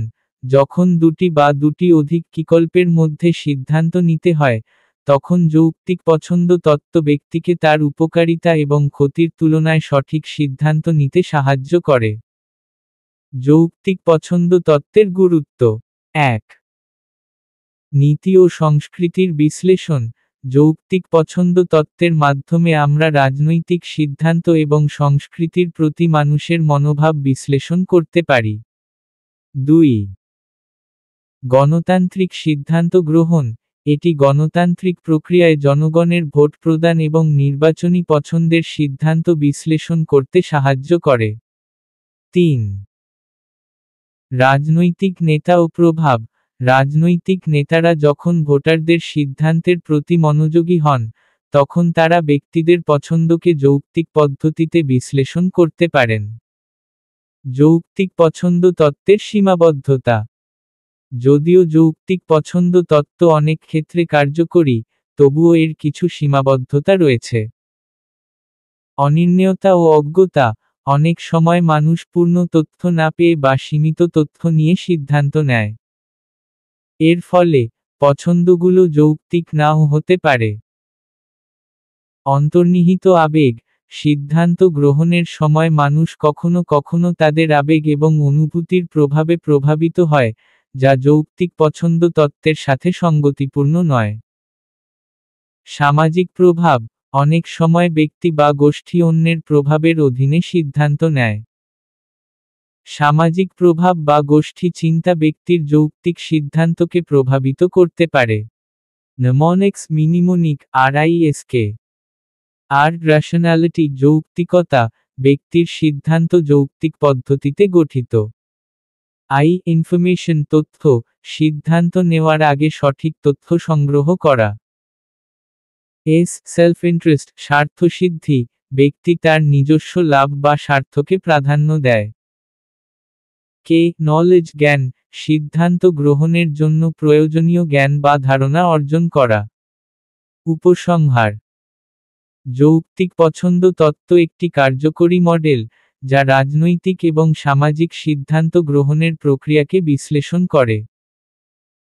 এটি ব্যক্তির বা গোষ্ঠীর আচরণ এবং পছন্দের মধ্যে যুক্তিসঙ্গত সম্পর্ক স্থাপন করতে সাহায্য করে। যদিও এর কিছু সীমাবদ্ধতা রয়েছে, তবে এটি রাজনৈতিক বিশ্লেষণে একটি গুরুত্বপূর্ণ দৃষ্টিভঙ্গি প্রদান করে। যৌক্তিক পছন্দ তত্ত্বের মাধ্যমে আমরা বিভিন্ন রাজনীতিক সিদ্ধান্ত এবং নীতি গঠন প্রক্রিয়ার ব্যাখ্যা করতে পারি, যা রাষ্ট্রের শাসন ব্যবস্থা এবং সাধারণ জনগণের পছন্দের ওপর প্রভাব ফেলে। প্রশ্ন 20। হারবার্ট সাইমনের যৌক্তিক সিদ্ধান্ত গ্রহণ তত্ত্ব ব্যাখ্যা কর। ভূমিকা। হারবার্ট সাইমন ছিলেন একজন বিশিষ্ট আমেরিকান সমাজবিজ্ঞানী এবং মনোবিজ্ঞানী, যিনি প্রশাসনিক তত্ত্ব এবং সিদ্ধান্ত গ্রহণের ক্ষেত্রে গুরুত্বপূর্ণ অবদান রেখেছেন। তার সীমিত যুক্তিসঙ্গততা, বাউন্ডেড রেশনালিটি তত্ত্ব এবং যৌক্তিক সিদ্ধান্ত গ্রহণ তত্ত্ব রাজনৈতিক, অর্থনৈতিক, এবং প্রশাসনিক সিদ্ধান্ত গ্রহণে বিশেষভাবে প্রভাবশালী। সাইমনের তত্ত্বটি মূলত ব্যক্তির বা সংগঠনের সিদ্ধান্ত গ্রহণ প্রক্রিয়া এবং তাদের সীমাবদ্ধতা নিয়ে আলোচনা করে। এই তত্ত্বটি যৌক্তিক পছন্দ তত্ত্বের তুলনায় একটু ভিন্ন, কারণ এটি সিদ্ধান্ত গ্রহণে সীমাবদ্ধতা এবং বাস্তব পরিস্থিতি বিশ্লেষণ করে। হারবার্ট সাইমনের যৌক্তিক সিদ্ধান্ত গ্রহণ তত্ত্ব। হারবার্ট সাইমনের তত্ত্বের মূল ভিত্তি হল যে, মানুষ সিদ্ধান্ত গ্রহণের সময় সম্পূর্ণ যুক্তিসঙ্গত বা আদর্শভাবে কাজ করতে পারে না। বাস্তব জীবনের পরিস্থিতি এবং সীমিত তথ্যের কারণে মানুষের সিদ্ধান্ত গ্রহণ প্রক্রিয়া অনেক সময় অস্পষ্ট এবং অস্বাভাবিক হয়ে যায়। সাইমনের মতে, মানুষের সিদ্ধান্ত গ্রহণের ক্ষমতা কিছু সীমাবদ্ধতার মধ্যে আবদ্ধ থাকে। এই সীমাবদ্ধতার কারণে, মানুষ সম্পূর্ণরূপে যুক্তিসঙ্গত সিদ্ধান্ত নিতে সক্ষম হয় না, বরং তারা সীমিত যুক্তিসঙ্গততা বাউন্ডেড রেশনালিটি অবলম্বন করে। যৌক্তিক সিদ্ধান্ত গ্রহণের প্রধান বৈশিষ্ট্য: ১. সীমিত যুক্তিসঙ্গততা বাউন্ডেড রেশনালিটি। সাইমন সিদ্ধান্ত গ্রহণের ক্ষেত্রে যুক্তির সীমাবদ্ধতা সম্পর্কে আলোচনা করেছেন। তিনি বলেন যে, একজন ব্যক্তি সব ধরনের তথ্য সংগ্রহ বা বিশ্লেষণ করতে পারে না, এবং তাই তারা আদর্শ বা পূর্ণাঙ্গভাবে যৌক্তিক সিদ্ধান্ত নিতে পারে না। তাদের সিদ্ধান্ত প্রক্রিয়া একটি সীমানা বা সীমাবদ্ধতার মধ্যে আবদ্ধ থাকে। ২. তথ্য সংগ্রহের সীমাবদ্ধতা। সিদ্ধান্ত গ্রহণের জন্য প্রয়োজনীয় তথ্যের পরিমাণ সীমিত থাকে। সাইমন বলেন, মানুষ সব তথ্য সংগ্রহ করার জন্য পর্যাপ্ত সময় বা সম্পদ নাও পেতে পারে, এবং এ কারণে তারা দ্রুত এবং সহজ সিদ্ধান্ত নেওয়ার চেষ্টা করে। ৩. তথ্য বিশ্লেষণ ও সিদ্ধান্তের স্বতঃস্ফূর্ততা। সাইমন যুক্তি দেন যে, ব্যক্তি বা গোষ্ঠী যখন কোনো সিদ্ধান্ত নেয়, তখন তাদের সিদ্ধান্তের পদ্ধতি স্বতঃস্ফূর্ত হয়। মানুষের সিদ্ধান্ত কোনো একক আদর্শ মডেলের ভিত্তিতে গঠিত হয় না, বরং তারা বাস্তব পরিস্থিতি এবং উপলব্ধ তথ্যের ভিত্তিতে সিদ্ধান্ত নেয়। ৪. সীমিত লক্ষ্যসমূহ। সাইমনের মতে, মানুষ যখন সিদ্ধান্ত নেয়, তখন তার লক্ষ্য পূর্ণতর বা সেরা ফলাফলের দিকে থাকে না, বরং তারা তাদের লক্ষ্যকে সন্তোষজনক স্যাটিসফাইং স্তরে নিয়ে আসে। অর্থাৎ, তারা সর্বোচ্চ পছন্দের পরিবর্তে একটি ভালো এবং গ্রহণযোগ্য সিদ্ধান্ত নেয়। ৫. বিকল্পের মধ্যে পছন্দ। সিদ্ধান্ত গ্রহণের প্রক্রিয়ায় মানুষ বিভিন্ন বিকল্পের মধ্যে থেকে একটি পছন্দ করতে চেষ্টা করে।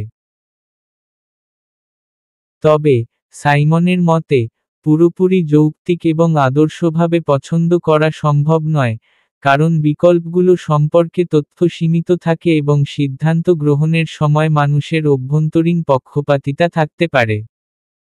নেমনিক্স মিনিমোনিক SIMPLE এস স্যাটিসফাইং সন্তোষজনক সর্বোচ্চ সিদ্ধান্তের পরিবর্তে গ্রহণযোগ্য বা সন্তোষজনক সিদ্ধান্ত গ্রহণ করা। ইনফরমেশন লিমিটেশন তথ্যের সীমাবদ্ধতা। সিদ্ধান্ত গ্রহণের জন্য প্রয়োজনীয় তথ্যের পরিমাণ সীমিত থাকে। মোটিভেশন প্রেরণা। মানুষের সিদ্ধান্ত গ্রহণের পেছনে ব্যক্তিগত বা গোষ্ঠীভিত্তিক প্রেরণা কাজ করে। প্র্যাকটিক্যালিটি বাস্তবতা। বাস্তব পরিস্থিতির প্রেক্ষিতে সিদ্ধান্ত নেওয়া হয়, কোনো আদর্শের ভিত্তিতে নয়। লিমিটেড রেশনালিটি সীমিত যুক্তিসঙ্গততা। যুক্তিসঙ্গত সিদ্ধান্তের জন্য সীমাবদ্ধতা থাকে। এফিশিয়েন্সি দক্ষতা। প্রাপ্ত তথ্যের ভিত্তিতে দ্রুত এবং কার্যকর সিদ্ধান্ত নেওয়া হয়। সাইমনের তত্ত্বের সীমাবদ্ধতা। ১. অপ্রত্যাশিত ফলাফল। সাইমনের তত্ত্বটি সর্বদা সঠিক ফলাফল প্রদান করতে পারে না। সিদ্ধান্ত গ্রহণের প্রক্রিয়ায় অনেক সময় ব্যক্তি বা গোষ্ঠী সম্পূর্ণভাবে অনিশ্চিত পরিস্থিতির সম্মুখীন হয়, যার ফলে তাদের সিদ্ধান্তগুলি কখনো কখনো অপ্রত্যাশিত বা ভুল হতে পারে। ২. তথ্যের অভাব। অনেক সময় ব্যক্তি বা গোষ্ঠী প্রয়োজনীয় তথ্য সংগ্রহের জন্য পর্যাপ্ত সময় বা সুযোগ পায় না, ফলে তাদের সিদ্ধান্ত সঠিকভাবে গ্রহণ করা কঠিন হয়ে পড়ে। ৩. মানব আচরণের অসঙ্গতি। মানুষের অভ্যন্তরীণ পক্ষপাত এবং আবেগ তাদের সিদ্ধান্ত গ্রহণ প্রক্রিয়াকে প্রভাবিত করতে পারে, যা সাইমনের তত্ত্বের অপ্রত্যাশিত দিক হতে পারে। উপসংহার।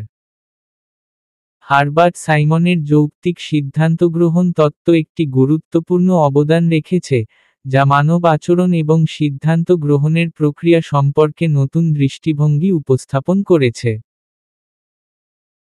যদিও তার তত্ত্বের কিছু সীমাবদ্ধতা রয়েছে, তবে এটি সিদ্ধান্ত গ্রহণের ক্ষেত্রে মানুষের বাস্তবিক সীমাবদ্ধতা এবং সম্ভাব্য প্রভাব বিশ্লেষণ করতে গুরুত্বপূর্ণ ভূমিকা পালন করে। সাইমনের সীমিত যুক্তিসঙ্গততা ধারণা আজও আধুনিক রাজনৈতিক, অর্থনৈতিক এবং প্রশাসনিক বিশ্লেষণের একটি মৌলিক ভিত্তি হিসেবে ব্যবহৃত হচ্ছে।